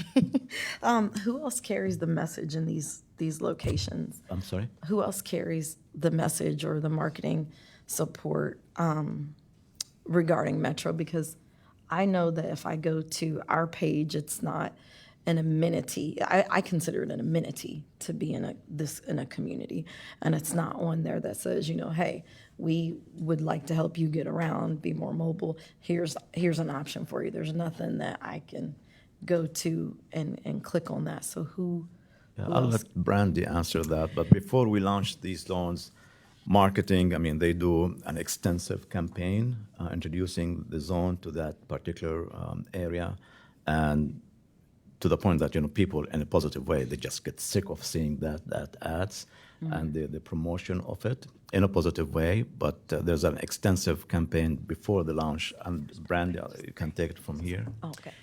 Yes, And thank you. And I'm sorry to clarify, I meant our city page, our I'm sorry. municipality page, not Metro's page. Okay, sorry. Yes, we will follow up with Forest Park. I know when we launched the service, the Forest Park mayor was involved with us, and there was information in the newsletter. But we will definitely follow up and see if there's some new opportunities of where we can have more of a permanent fixture there. And we do, when we launch, we do a robust outreach in those communities. And from whether it's department stores, can you put a flyer in your window? Can we add something to your social accounts? In the senior center homes, we have little table toppers with things, but we'll definitely circle back with Forest Park in particular, as well as all the other communities that we serve, to see what additional opportunities there may be. Yeah, I think, the maintenance on that and kind of keeping it in front of people can also help with some of your dips, because people just may forget about it. But having other folks carry that message, and they're just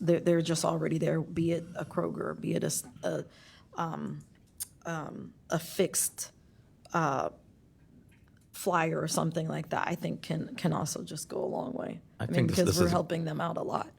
I think this is a great idea, and as Brandy said, they I thought it follow. was too. But let me also ask, do you have a newsletter? We have a newsletter, and it comes out quarterly. Okay, because So those are things that it could be standing, but not just for our community, but for others. But I should walk into Kroger and be able to see, on their community board that, hey, you want to make sure you can get around, because then our carts aren't, on 2 other streets. Great suggestion. It's helpful. And just anecdotally, what I hear from a lot of folks is the vehicle itself is an advertisement. When you see Metro Now in and around your neighborhood, I have, when folks travel into one of the zones and they see it, the first question that I always get asked is, hey, when I'm in this part of town, I see these Metro Now vehicles. How do we get those vehicles, right? So I think the vehicle is a permanent billboard that's always rotating around. That's another reason I think that some of these things catch on, because you might live down a cul-de-sac street, but you see that Metro Now vehicle come up, pick up your neighbor, and it sparks that question. Absolutely. I think from a cost perspective as well, when you share that those opportunities with your partners, then it's not so heavy a burden on us as well. Can I think I've asked this question before, and I think you've answered it, and I just don't remember. We are launching 2 additional zones. We have referred to these as sort of like pilot, to like go through this process and then review sort of how everything's worked. What's the time frame in which we do that review? Or are we doing it and making tweaks? Like, I'm just thinking about, when does it stop being a pilot and start being a core part of service? I think the post deep dive, when we came back to the board and we had kind of that 30-minute long dive into all of those metrics, with that we set those KPIs. Yep. What do we think would be sustainable for this organization in terms of productivity and cost with Metro Now? I think the fact that we continue to see it grow means that the question still isn't fully answered with how much value is it providing. I think it is an open question for the board, but when we look at our strategic plan, Metro Now Mobility on Demand continues to be part of that plan. Yeah. I think that the next opportunity we'll have to say, do we go beyond 6, will be our 2027 budget process. Yep. And when we're talking about priorities therein, and I don't know if there's, Haled, or if there's anything else you want to add to that, but from my perspective, the deep dive kind of gave us the parameters at which we could sustain this type of service long-term, and we're seeing such growth that we feel like we should. Yeah. But again, welcome the discussion. Yeah, got it. Thanks. No, I fully agree. Got it. Thanks. Any other questions on Metro Now? With your mentioning that, remind me what the next zones are? that are Oh, coming? Bond Hill, and then Montford Heights. yes, thank you. I don't feel so bad now for asking about it. Yeah, But also thinking back to something Steve noted, which was access riders using Metro Now also. I'd love to see an overlay. I'm going to assume they either live or go somewhere that's not in a zone. And so is there a potential zone there in a hot spot that's showing up, as well as, they could be going too far of a distance, which is also fairly likely. But Yeah, that's a good point. I'd like to see an overlay of that to evaluate future zones. Okay. Will do. Alrighty, I'm going to move us on to our update from Mr. McClintock from Red Bike. Doug, if you want to join us for your presentation. Good morning. Thank you, Board. Good to see you again, and excited to be here to give you awesome news. First off, for those of you who may not know me, I'm Doug McClintock, the Executive Director of Red Bike. I will be joined today by your illustrious representative, Nick Keeling from SPDI, who's been working with me on amazing stuff here. I want to say at the top of this, the partnership and investment that you have made is paying dividends, and I think you'll see that in real concrete numbers here. But at a deep level, the way that we are collaborating with Metro and the work that we are doing is changing not only the way that we see ridership moving at Red Bike, not only the way we see people moving in our community, but the way that we're doing business. And so I want to say thank you to all of you for investing us and growing the way that we are operating as a business and making some changes. So really good stuff to report on here. So the first thing that everyone likes to look at, the wall of numbers, we're going to go to our system stats for this year.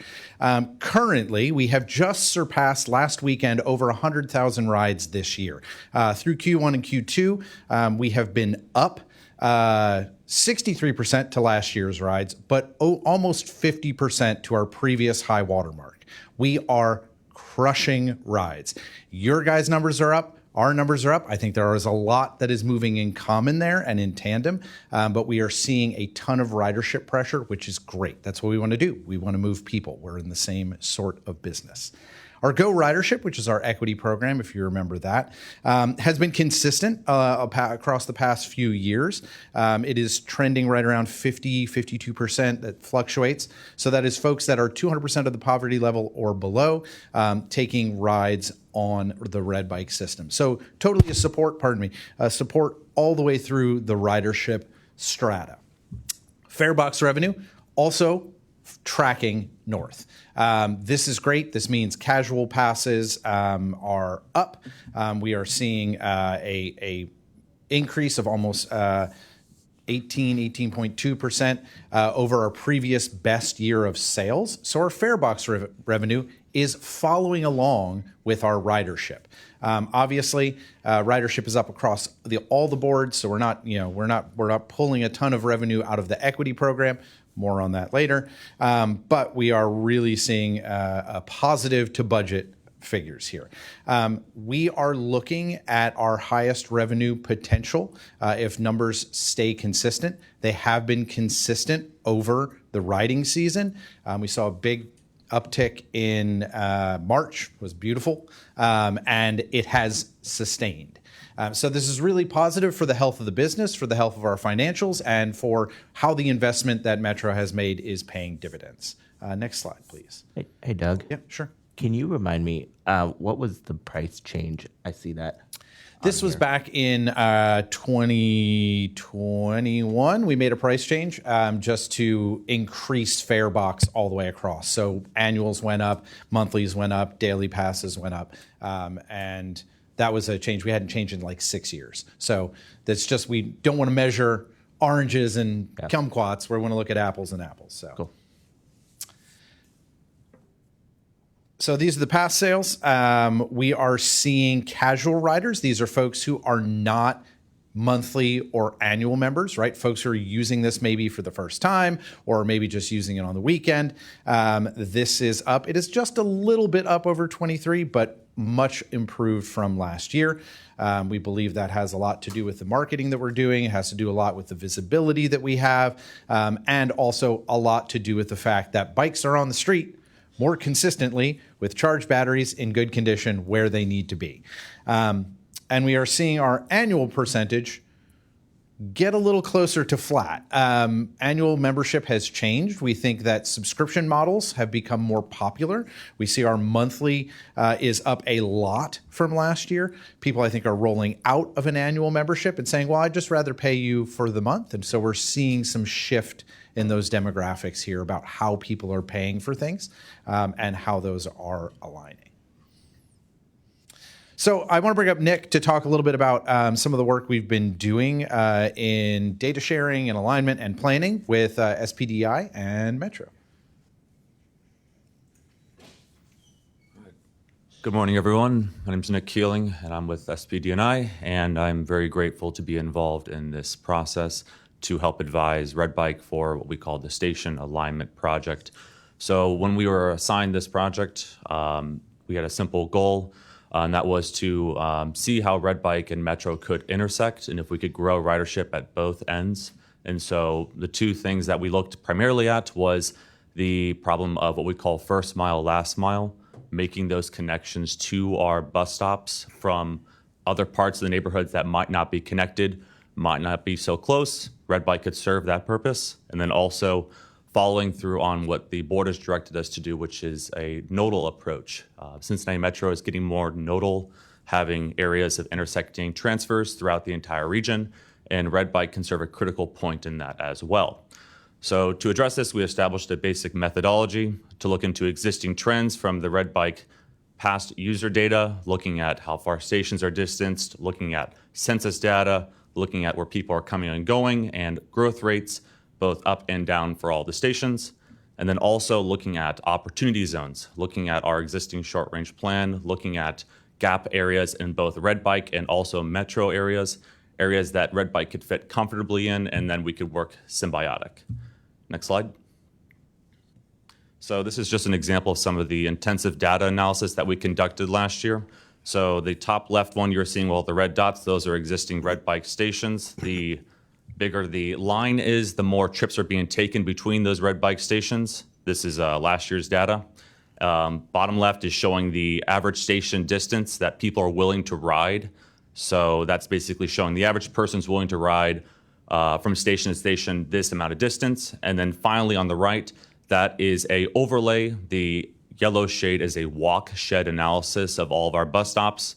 And then finally, you see a population density map below that in areas that are not covered by the walk shed analysis. This was applied across our entire service area to look at areas that perhaps Red Bike could intersect, areas that have high population density that are not covered by existing Metro coverage, that Red Bike could perhaps provide as a intermediate area that could be providing that service. All this data analysis was utilized so we could better inform where we might want to place some stations. So it goes into the next slide.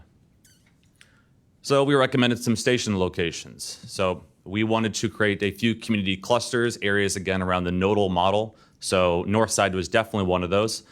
We wanted to establish Northside Transit Center as one of the big areas around the Northside community for people to ride their bikes to and from. We wanted to maintain an existing Red Bike station that was the only one in the Northside community at that time, called Vandalia. So that one has been upgraded. We wanted to establish one in the middle of the western part of the Northside neighborhood at Chase and Kirby, and then finally one on the eastern side as well at Poland and Langland. The other neighborhood we looked at was Avondale. This is also going into the BRT conversation as well. We wanted to establish a Red Bike station at the tail end of the Wasson Way. They just completed that western extension across Victory Parkway that ends at Cleveland Park now, so we wanted to establish a station there. And then also we wanted to establish a station at Forest and Reading, which is a very lively transfer hub for our existing system, and also a planned BRT station as well. Then finally, going from the Cleveland Park east, we wanted to establish some stations along the Wasson Way, which is a booming multi-use trail that Red Bike could definitely be utilizing. And so we wanted to establish some along that. So we have Xavier University at Dana and Montgomery. We have one at the Paxton Kroger. And then also we have one clearing the permit process right now at Rookwood Commons, right in the middle of that trail. Next slide. So we wanted to look at the data and success of these ones since we spent a lot of time on these and wanted to make sure that these are all showing some positive impact. So looking at the growth model just from this year, again, these stations are just placed out over the winter time. And so to be fair to this, we wanted to look at when people are riding. So March, when people start to ride again, we wanted to compare data from then to about June. So on average, the average station ridership for all of Red Bike stations, except for the ones that we advised, is about 95% average growth. For the ones that Metro has advised, they are piercing 225% about average growth. Chase and Kirby is up 350%. Wasson Wade at Xavier University is 260% increase. That might be an example that right now Red Bike has a collaboration with the Xavier University for free rides as well, but also just knowing where to place these things is critical so we can have clear ridership growth. Every single one that we advise is showing massive ridership increases, which is really great. There hasn't been a lot of marketing that's gone out to these neighborhoods to show this. These has all been natural growth. And so we're really proud about that. One thing also that we're working on right now is we have a collaboration with Transit App that I'll go into, but we're looking into ways that we can also be able to pull information in about how we can report on origin and destinations from our own riders that include red bike trips. And I'll go into the next slide. So one of the final pieces we wanted to do was to make sure we have everything under one umbrella, and that is the Transit App. Before this collaboration, Transit App and Red Bike had separate apps, and so now you are able to purchase Red Bike passes through the Transit App, all underneath one umbrella. And so here's some examples you'll see on the slide on the right of what it looks like. So now you can do trip planning in the Transit App. So when you're planning a trip across our area, it'll recommend Red Bike if that makes your trip even faster. And one of the benefits we're seeing from this is that you can actually pull this data now aggregated and be able to see exactly, and this is a rarity for transit agencies across the entire country, you can finally see where people are taking a red bike or a bike share to a transit station and actually prove it. There's been a lot of hypothesis about this, but rarely have agencies been able to ever actually show that hard data of this is the first mile and this is the last mile. And we can use that going forward. And we're building this relationship with Transit App to keep having more frequent reporting on this front. And so, next slide. Bring this back over to Doug now. Awesome. Thanks, Nick. Yeah, we're really excited about the Transit App. Granted, if you saw the numbers there, they are not crazy because most of our riders are already embedded in our app, but it's a very easy process to get it connected. If you have a red bike pass or don't, go ahead and buy one and try it out yourself. That said, we are really excited about what this first year and a half has wrought and the changes that it's bringing and the impact that is building an ecosystem of transit in our community. Really, the intersection of our organizations allows us to tell people there is one world in which everyone can move, and you can move seamlessly from one thing to the other, whether that's Metro Now, Access, Fixed Route, Red Bike, all of these pieces being available to everyone is really powerful. So we are going to provide continuous analysis on this. We're going to keep establishing monthly reporting to look at that station location, origin, destination. We now have real-time and historic GPS on all of our deployed fleet, which means we can get GPS tracks of where people are actually riding Red Bike. So we'll have that data from the summer. We're currently crunching through it. It's very interesting. More on that later. We're going to look at, with that and the information we have from Metro about station right sizing and moving stations around from a Red Bike perspective to support the first last mile transit situation. And think about how we are marketing into the areas where we feel that some of these stations may be underperforming and how we can market to people and explain to them how you use first last mile solutions to get around our community. We are also currently applying for capital for some replacement of Red Bike equipment in the next several years. We will be using the data to inform us about right sizing those stations and putting in the correct things and maybe making some changes about where those pieces are deployed within the current footprint. And for the future, how do we build this better to support BRT, to support all the incoming modifications y'all are making? And we're engaging with other communities. Norwood's a great example. They are technically outside of the Cincinnati space, but they are your county, right? We are all in the same space. There are opportunities for us to look at other jurisdictions and provide advisement and help them work towards grant funding and finding ways to expand the service in the places that it will matter about how we can move people. And yeah, continue building an integrated ecosystem so that we can find this alignment and work together to continue strengthening this partnership. So I'll take any questions. Doug, thank you for the presentation. I just want to note before we get into questions, what you've laid out here, I think, speaks to a lot of the things folks asked. I think it was Ms. Clark who really wanted us to be able to lean in to the expertise we have in this organization to support this. And Nick, your work to do that is an important part of it. So I just want to say thank you all for the update and for sort of staying true to the spirit of the feedback we gave the staff when we made the investment. So yeah, and thank you to all of you across the board from every department, like marketing, data, the front office. Like we are truly thankful for this because it is a partnership, and that is one of the most joyful things of it, and it's making dividends. So, yes, sure. You showed a nice revenue increase and so on and so forth like that. what's your maintenance cost opposed to your increase in your revenue? I don't have those numbers right on me right now, but I mean, we run at a fare box recovery rate, which you should, as a general, like that is a thing that we talk about in this industry. We're about 30 to 40% fare box recovery. Our maintenance costs is pretty much everything, right? We don't have a lot of other fixed asset costs. There are some software costs, but most of our cost is staff and maintenance. So, Second question.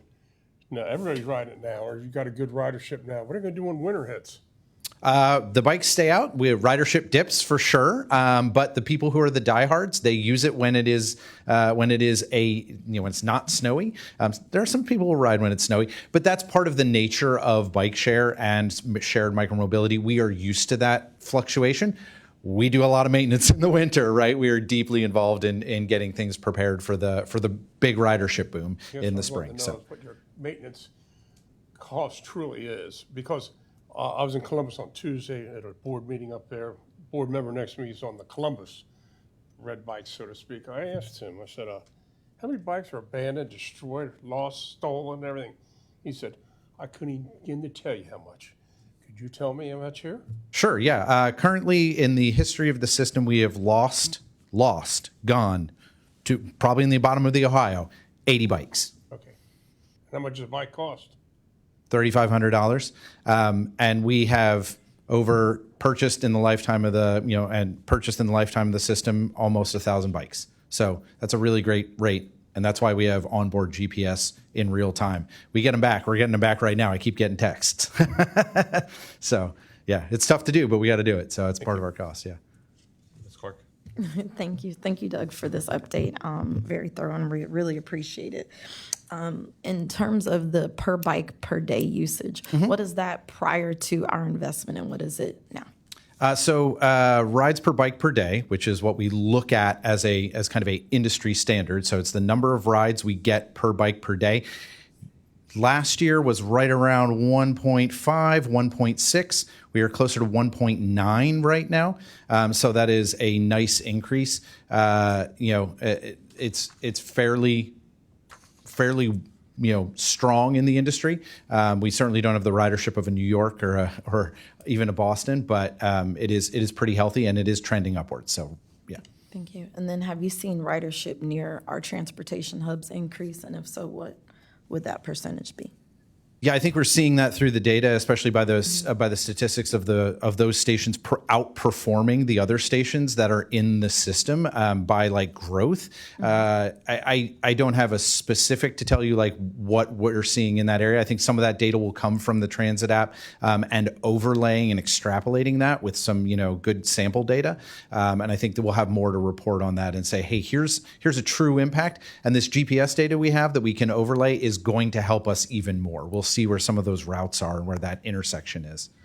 Okay, so you think that'll be ready later this year then? Yeah, I think we'll have a Q3? really nice end year report. Once we have this GPS data, is going to be really powerful to think through. Once we get through the riding season and it gets snowy, we should be able to give you a little bit better snapshot of what this summer has done, because I think we're seeing the fruition of it right now, even through the first several months.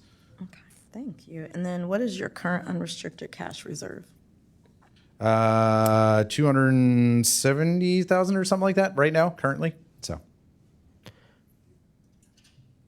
How much I see the installation of the new, Yes.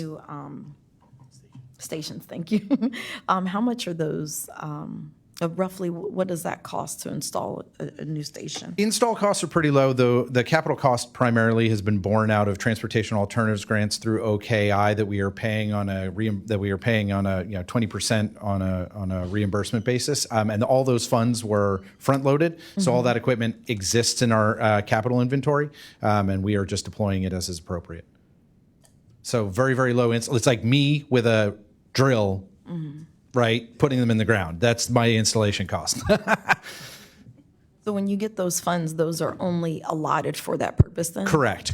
Yeah, capital funds track directly to a capital budget. Yes. Any other questions? Yes, Neil. What is your riding season? Like what months to? Global warming. I don't know. Right, that's the challenge here. We certainly this year started to pick up towards the end of February. March was a brilliant month. Was our best month ever in the history of the organization. when it happened. We have since surpassed that. But we had a very pleasant, warm March. So basically March to mid-October-ish. So, yeah. Okay. So basically not winter. Yeah. Yes. But Yeah. not winter. winters. Yeah. I've seen Pete on a bike in winter before, once maybe. Yeah. A balmy winter, January day. Thank you. Yeah. Any other questions? If not, we'll. Yeah. Say that Northside is grateful for the expansion, and you noted the right sizing, and that was just a really cool, innovative way to incorporate that first and last mile within Northside. That I just couldn't be more proud of those numbers, and I also wanted to highlight the Vandalia stop as having been, again, with the right sizing, taking a standard old stop.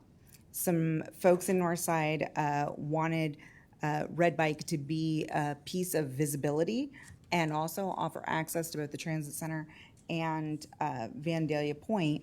And so I know you all worked with OTRCH to do that, and just in bringing all of those things together. And so it's really good to see that how much it's being used. Yeah, thanks. We appreciate it. It's been a bright star. So All right. appreciate your time. Thank you, everybody. We've got one action item on the agenda. I'll move over to Mr. Walker. Thank you, Mr. Metz. We have one item we're going to pull up. Thank you, Natalie. This is with our biometric screening. We have a modification to a contract for $209,000 with the vendor of Health Check 360. This is what we do each and every year with the employees as part of our health insurance program. The committee may look at this, and the 209 is less than the 250. There was a smaller modification before, and in discussion with the procurement department, we decided to err on the side of conservatism here and bring this forward. Again, the modification is $209,000 that we're presenting right now. Any questions? None for me. Did we just lose quorum? And or do we need to I pass it? think we're good. We're good for committees. Oh, so okay. Just making sure. I'll move I approval. just looked of this around and item. saw empty chairs and started to worry. I'll move approval of the item. Second by Mr. Kelly. All those in favor? Aye. Aye. Any opposed? All right, motion passes. Thank you all. That was a robust but I think productive meeting. And hearing no new business, I will move to adjourn the Planning Ops Committee. Yep. Right.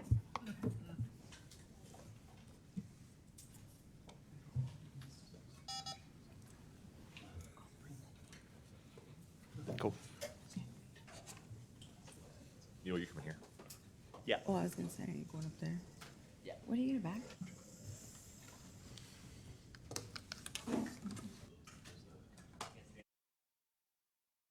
I get it, man. I totally get it.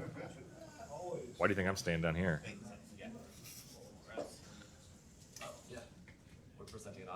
We had our whole team at the Northside Transit Center, and then like going out for lunch in Northside, and so we had like 20 people in Dean's at lunch yesterday, and another group up at Mel, and another group at like Tickle Pickle. So, yep. I was worried about Dean's ability to handle us all, but they did it well.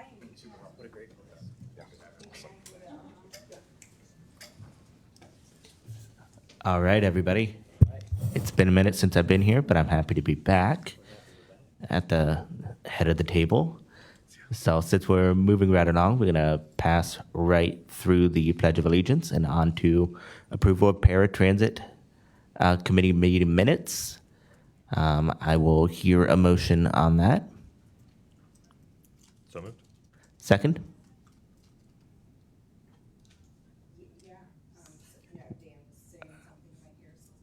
Approving the meeting minutes from July 25. All right. All in favor? Aye. All right. Opposed? Say left. All right. That passes.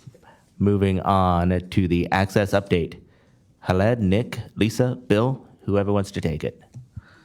All right. Yeah, we're going to start with the regional paratransit, and then we'll turn it over to the access update. So 1 year of regional paratransit. Before I talk about that, just to put things in context. So about 4.5 some years ago, we were tasked by the board to look into regional coordination, paratransit coordination within our OKI region. And so we went to task on that. We hired a consultant to help us with this. And we started a series of meetings with about 50 different providers, private and public sector. And the group, we were meeting at OKI actually every few months. The group, some of you were participating in that. The group, after a year or so, came up with 13 different projects to be implemented that would help not only the providers, but the community, the Paratransit Committee, and the users of paratransit service across our region. Such as, for the providers to share information, to create some kind of like a website where they can share expertise, discuss, in terms of transportation across jurisdictions or across the state line. Some of the critical ones were create a regional eligibility program and one call center, and then the crown jewel was the one seat ride. So those were the highlight of the 13 initiatives that the Paratransit Committee needed the most. So to put things in perspective, most of the other tasks were relatively easy to implement. Those last ones, the one call center, the eligibility, and the one seat were the most difficult just because of the technology piece involved in that. And those, so literally, everybody involved in this really, really worked hard. All the different providers. We as Metro, we were taking the lead on most of these initiatives just because of the size of our organization, our participants, and the resources that we had. And kudos to everybody who was involved in this from every department within Metro. And eligibility, so we have regional eligibility, as you very well know, as of about short of 2 years ago, which is tremendous success for our region. And work continued on establishing the one seat, which came to fruition May of last year. And so with this, report is going to summarize a couple of things. It's going to start talking about the June statistics for the past month, and then the last few slides will talk about the year in review with some stats, and then we can open it up for discussion as well. I have Nick here, who's going to walk us through the slides. Good morning again. Long time no see. So just talk about some key performance metrics just for this month so far, then go into the year in review. So right now we have about 113 enrolled in riders, and the average distance these people are going is about 26 miles on average distance, and the average travel time is about 46 minutes. And this, again, is across all three of these service zones right here between BCRTA, Metro, and Tank. Next slide. So digging into the daily analysis for June of 2026, you can kind of see the days that with the highs and the days we have the lows. But on average, things are slowly but surely climbing up, especially in regards to the completed amount of trips occurring. And so I'll give you all a second to look at this. And then next slide.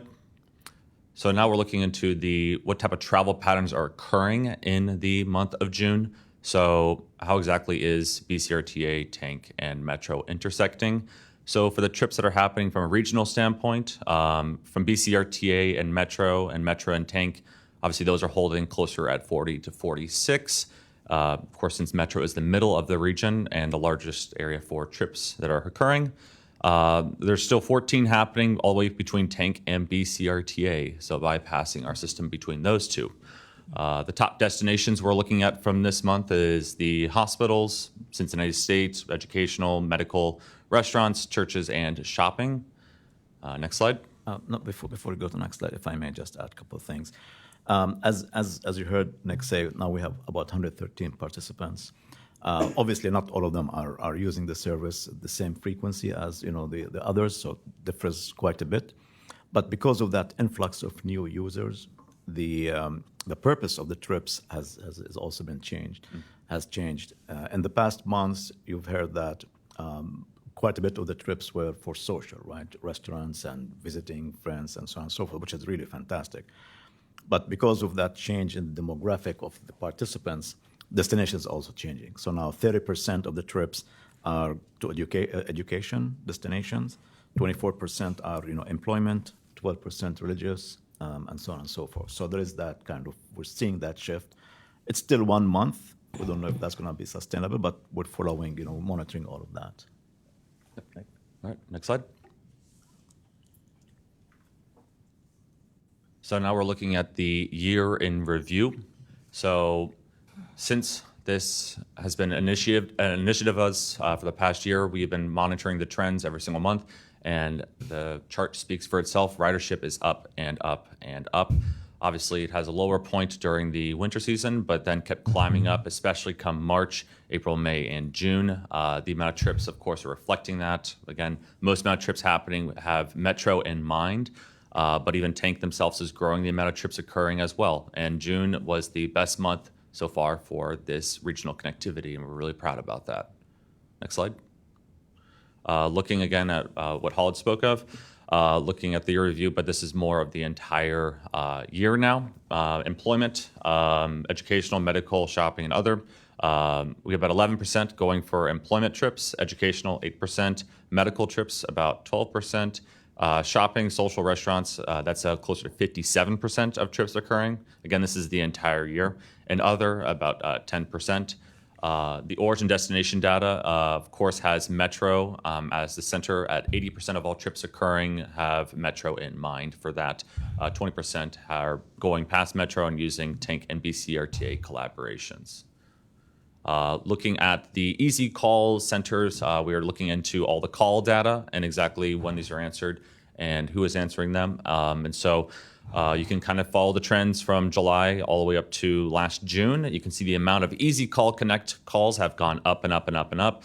And in return, the amount of Metro calls has gone down. And same with BCRTA. And so that is showing more people are acting in favor of the Easy Connect services in favor of the independent call centers. And the total amount of calls is, of course, decreasing as well because, again, these are all integrated, so there's no need to make separate calls anymore. And so, again, this highlights the efficiency and ease of use for the Easy Connect call center. Next slide. Now going to access. Nick, before we do that, I think just to kind of frame, right? Neil had asked to have an update on the Easy Connect program, right? Mm-hmm. And what have we learned? As Khaled mentioned, this launched in May of 2025, so we were about a year into it. And there's some key kind of questions that have to be determined in terms of its sustainability. It kind of goes to the question that Pete asked earlier about Metro Now. Where does this fit into the ecosystem at Metro long term, right? And so some of the things that if we take a step back from a long-term sustainability perspective that have to be answered, one, I think what we've learned is the program, if we can go back a slide, Natalie. Here we go. So the program itself, when you look at these numbers, they're not large numbers, right? Mm-hmm. We're calculating things in tens of thousands or hundreds of thousands or millions. This program is kind of self-limiting because it's somebody that needs to travel from multiple jurisdictions in a paratransit trip. And a lot of those trips are, as we've documented here, long trips, right? When we're talking about an average travel length of 28 miles, from our perspective, that can be up to 70 miles of driving that we do for that one trip, right? So they are long trips by nature, which means we're not seeing a flood of people coming to the system because it takes a big chunk of your day to make this trip. So I think there's kind of a self-limiting nature to it. So I don't picture this growing exponentially. I think that the service is there and it's a great way to provide the service and reduce some of the noise about trying to use multiple services to get to the origin destination. But it does seem like it is self-limiting in the respect that these are long trips.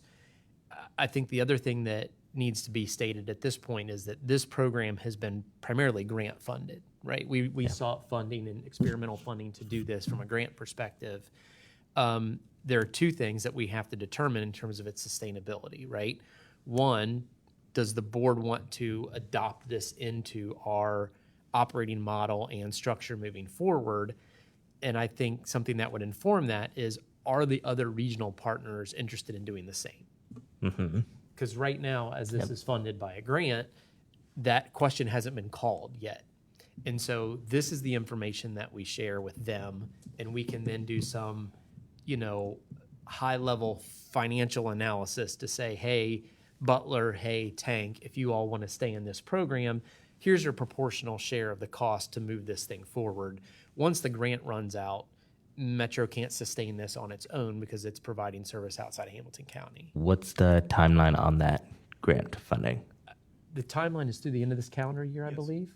So it lines up really well with two things that we're going to see here at Metro and at the board level. Is we had talked about our strategic plan that we updated 6 months ago, 5 months ago, being a living and breathing document. So we will be back to the board with discussions about updating that strategic plan. And I think this fits right into it. And it also gives us time to talk to our partners about, we can't ask the board, will you sustain this program, until we've asked those other regional entities, are they interested in sustaining the program? Yeah. So the timing is good. I just wanted to put some of that context around it.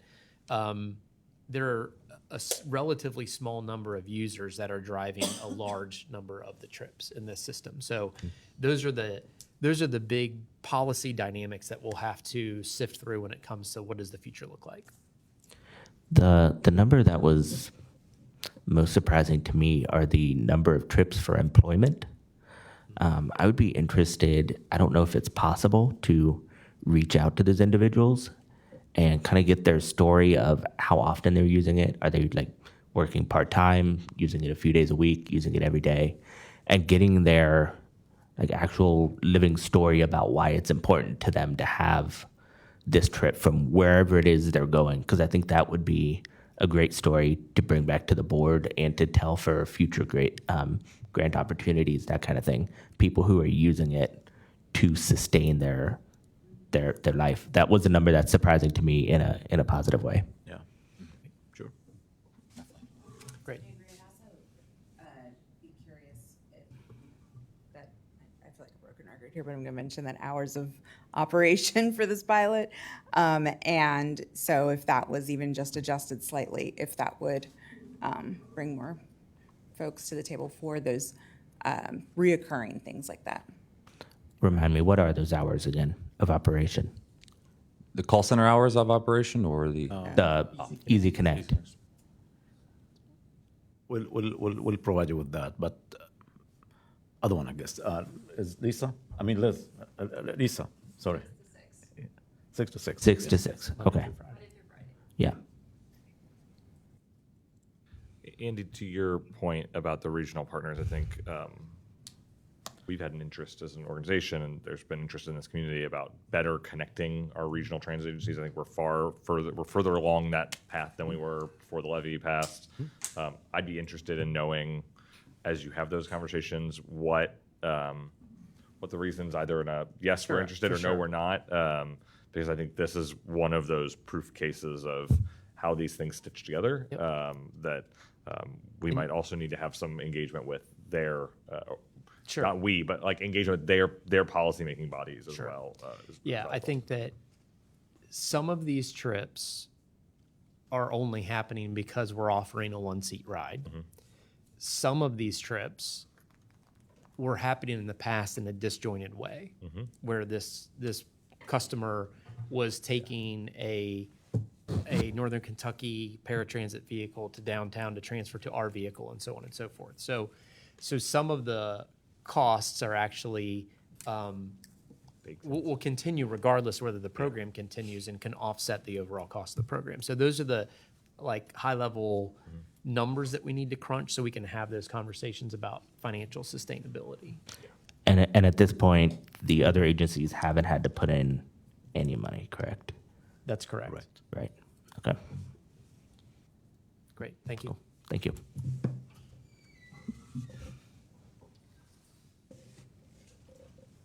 Good morning, everyone. Good morning.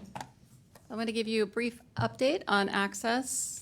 The performance indicators for year-to-date for 2026.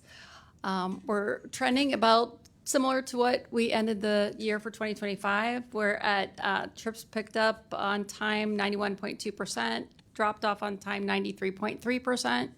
I just want to put that in context too, is that most trips, people care about getting to their location on time. So these are, you got to think of them backward. So it's important that people get dropped off on time. They're going to work or doctor's appointments, so getting there on time is important. Pickup, people don't put as much importance on that. That's at the end of the day, maybe they have some flexibility, but we're working on getting that pickup time a little bit higher. One thing that's new this time is our miles between mechanical road calls. In 2025, we were at 22,000, almost 23,000 miles between road calls. This year, we're trending close to 25,000. You got to kind of look at that backward too, because the higher that number is, the better it is. Our goal is 20,000, so we're doing better this year and well above our goal. Next slide. So it's been a while since we talked about this, but as you know, the law does require that our trips are comparable to what those trips would be on regular Metro service. So in 2025, we were about 95.5% compliant to what the law requires. This year, we're trending at 96%. So we've gotten a little bit better so far, 6 months in.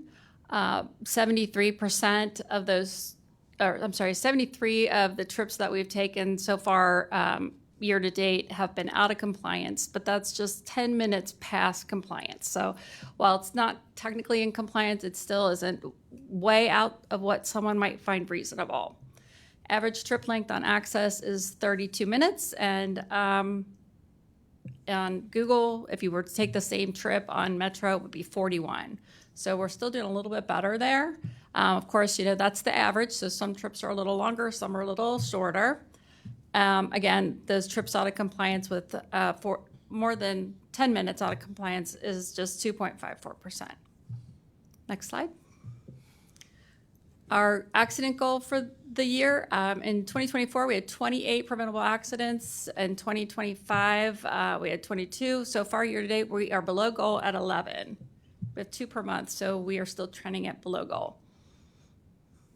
Staffing, you know, we struggled with this, finding and retaining employees. So we've grown. I want to make sure that we are also pointing out that this is both Access and Metro now. So this number looks like it's made a huge jump, but that is because we've added in Metro now into this division.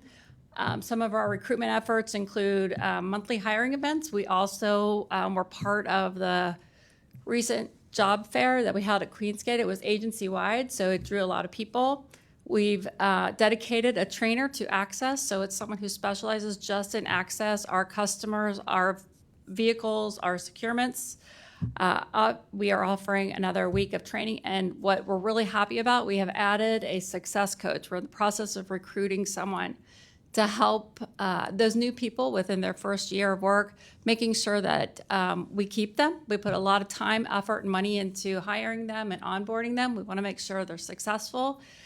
This might be making sure that they have access to the right people in human resources if they have questions about benefits, maybe offering ideas or resources if they have childcare issues. That tends to be one of the big problems that we have. We have a lot of single moms who this is a great job for, but it's difficult finding childcare that is in the evenings or the weekends. So someone who can help offer those kinds of resources will help, I think, with retention. That's okay. We're at the question slide. It was just good timing. I just was wondering what the goal amount of drivers. So it's been fluid because you know, we got the new zone coming at the end of August, so that's going to really launch us into we don't know what ridership. We're expecting it to be quite busy, especially with the county building being there in Bond Hill. So our goal is we're close to it, and we're hoping like probably 147, 148. We just this week we have 7 people in the new hiring class. So that doesn't stop us from still recruiting and training and onboarding, and we all always have the regular retrain and refresher courses, but we could be really close to that goal right now. So do folks train to do either at this point? So during training, they're trained on both modes. Okay. Because we are seniority based and we go through a pick 3 times a year.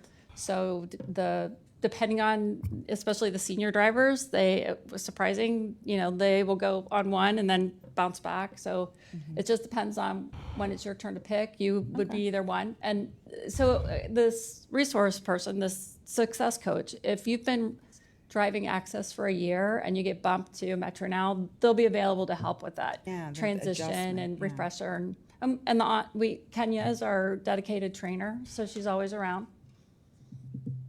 Good deal then. Since you noticed you noted that the numbers were together, I was just curious if it was separate goal amounts or total. Yeah. So thank you. Yeah, it looks like it was a huge jump, but that's because of the Metro Now. Yeah, and Bree, a couple comments on that.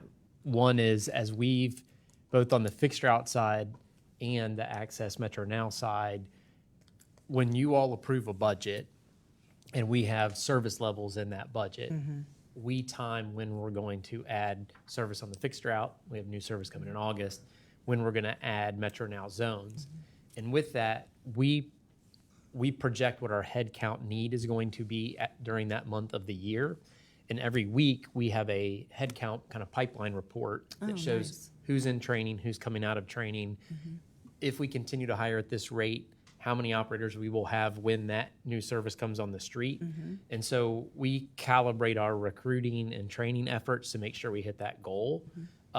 So I think to Lisa's point, we can adjust some of the start dates of these Metro Now zones to make sure that we have the appropriate staff to do it.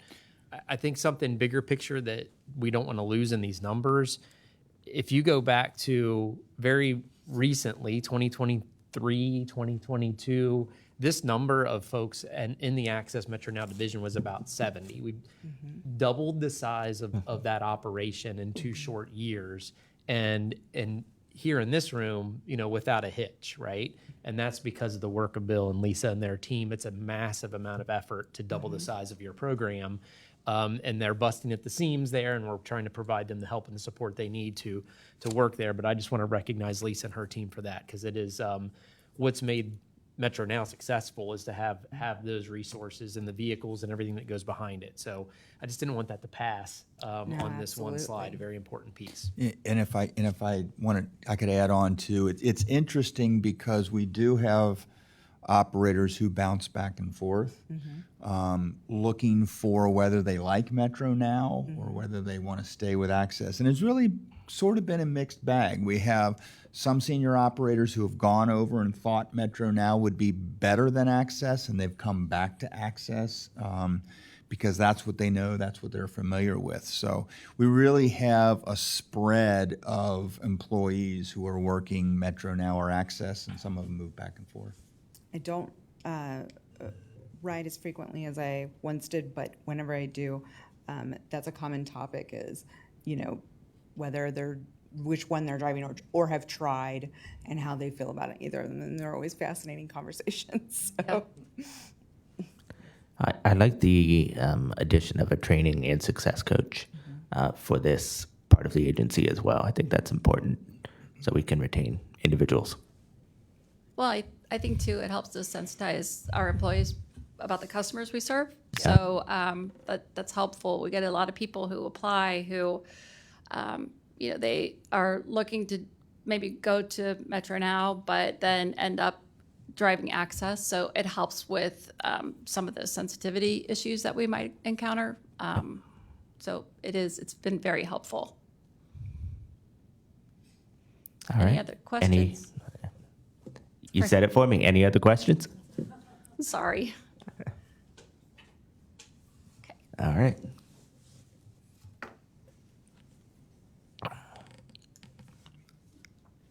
All right, moving on, ADA customer service training updates. Hi, good morning, everyone. Let me kick this off. This is the result of great conversation from this committee and especially from Bree and Neil about looking at our customer service training materials and updating those. And we found that we had some really old language that wasn't appropriate. And so we really got fortunate. The same time we started off that process, we were able to add Mike Roth to our staff. And so Mike is our manager of operator training, but he brings to us an incredible level of experience, particularly in the paratransit side. Actually, Mike and I go way back on the paratransit side. He was involved here on the private side, and has a lot of experience. So Mike has been working hard to get us where we are, and so we've asked Mike to come in and show and give an update on that process. Well, thanks, Bill. That's my presentation. All right, everyone, today's agenda will cover purpose and context, what we have heard, what we've changed, the ADA compliance and status and path moving forward. Next slide, please. All right, purpose and context. As Bill stated, in 2025, a committee reviewed the ADA accessibility content in the TSI Operator Training Manual, focusing on compliance, operators' responsibilities, and aligning our training with Metro's values of dignity and respect. Next slide, please. What we've heard, feedback indicated that the language separated individuals with disabilities from the customer and emphasized identifying disabilities over how operators can respond to all needs in real time for all customers. Next slide, please. What we have changed. We've shifted our training to focus on operator actions, defining accessible service for all customers, which includes modernizing language, eliminating outdated content, and clarifying expectations. Next slide, please. More of what we changed. There are some examples that are posted on the slide. We reframed accessibility as essential for serving everyone, making expectations universal and removing the distinction between special and regular needs. This acknowledges that accessibility may not always be visible, maintains legal requirements, and eliminates operator judgment on who needs assistance. Again, for all customers. Next slide, please.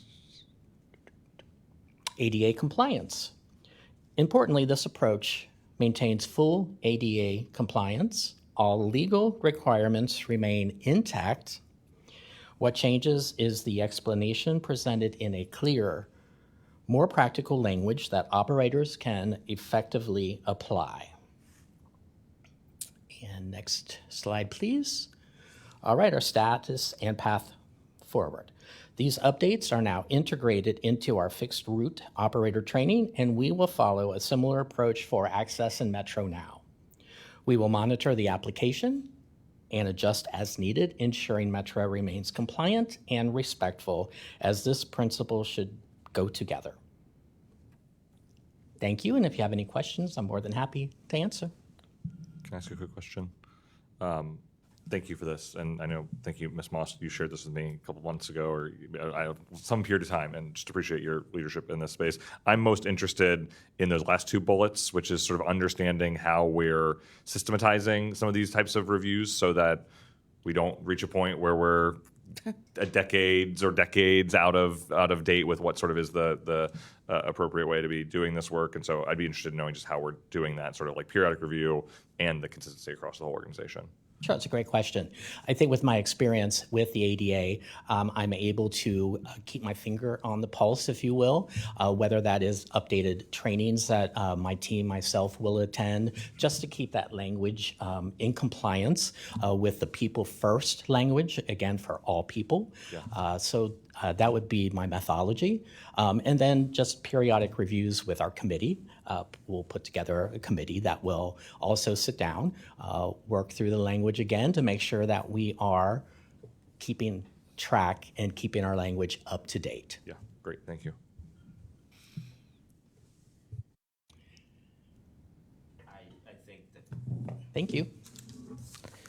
I want to thank Mike. I thought Neil was about to speak. I was so about to, yeah. Okay, go ahead. Sorry. No, I just think this is huge.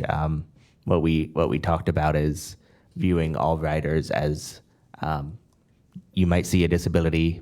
Individuals might have unseen disabilities, and every rider has their own specific needs when they get on the bus. So seeing all individuals as just riders, I think, is huge. And to Pete's point, language got like super duper outdated in that.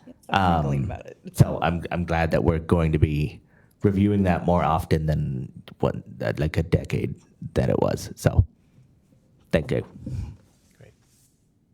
I just want to thank you. The slide that shows the original versus the modernized is super powerful. I think, like, to see the literal change, and what a great job you all did with it. Yeah. And so thank you. I'm curious about refresh trainings.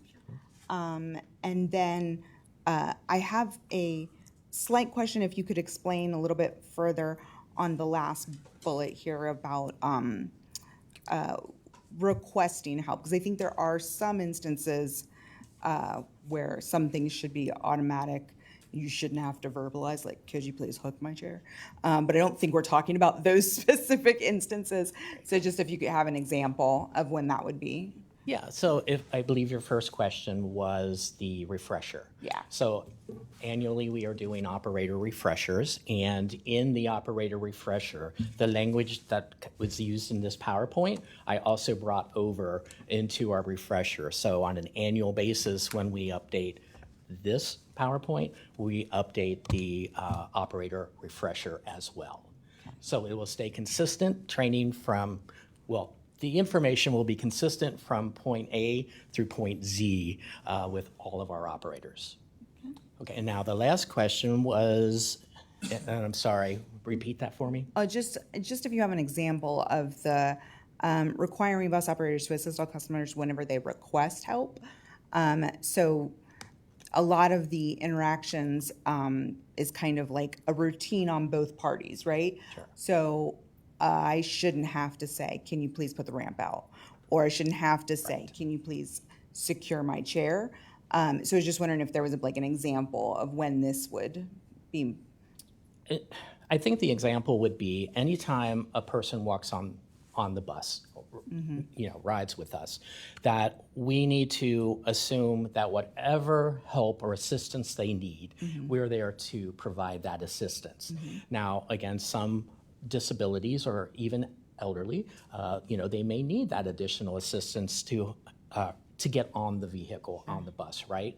And it's just having the operators know better how to look and see, and not necessarily are we looking for a disability, we are looking for how can we assist you. So there's not really an example, it's an overall methodology that we're trying to retrain and reteach, that we treat everybody with respect, we treat everybody with dignity, and we as an operator should be treating and helping everyone. Regardless, we should know what somebody needs. I view that last bullet point as it's the next level above the base level, and it would get to someone who maybe can't read, or someone who can't tell when they're going to be at a specific location, and so they ask that operator, "Can you tell me when we are at Montgomery and Leicester?" Yes. And it's providing that additional level of help. It's not performing the base duties. It's going over and above when a customer says, "Can you help me with X, Y, or Z?" That we do that.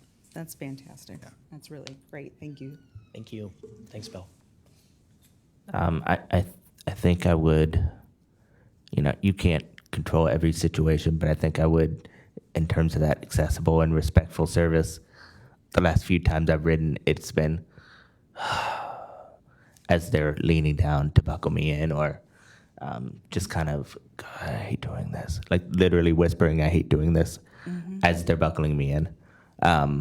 Which I understand is probably not the most fun part of your job, but maybe not whispering that when you're in front of the person. And, you know, it's seeing, this is not even just a disability thing, but a new rider comes on. You know, I rode with the person, they had like luggage, so they were coming from some airport and they were confused about where they needed to go, and the operator wasn't super helpful in explaining, you know, where a bus stop was, right?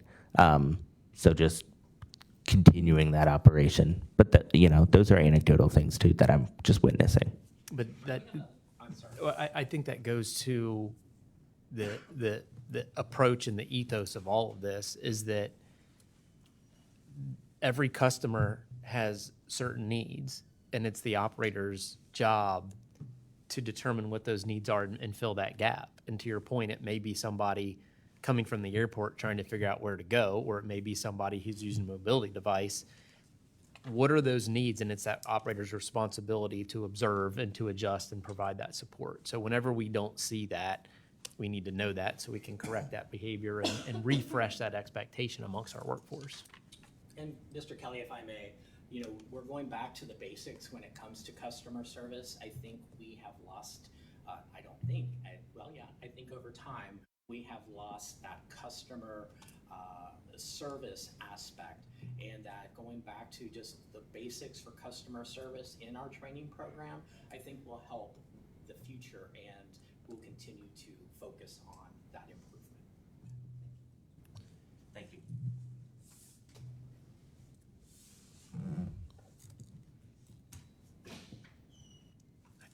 All right.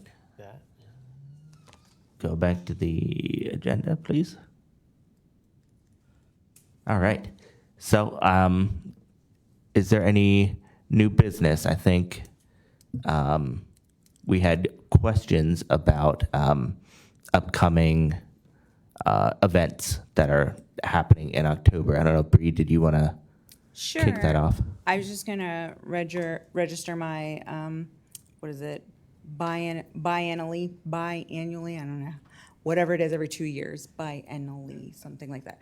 Anyway, question of making sure that we're coordinating with the efforts of Blink. We do the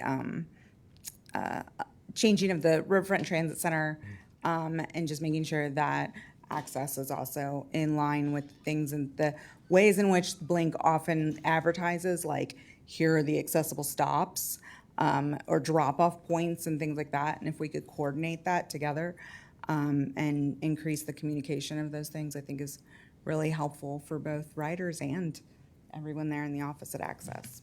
Great. I think last time there was like some last minute trying to connect, and that didn't really work out for the final event. So that was why we wanted to bring it up at months in advance. They didn't bring their ADA coordinator at Blink on until like a month before, so it was a little bit of a rush, and it just kind of communication across not just Metro but many entities. And we're in process right now of working through those issues. Great. And it's what is this, middle of July? Yeah. So we're ahead there and working through those processes, and then we should be able to have that information available like that. Good deal. Yeah. All right. Any other new business? All right. Hearing none, I am going to move for adjournment. So moved. All right. All in favor? Aye. Aye. All right. Thanks, everybody. Our next meeting is October 20th.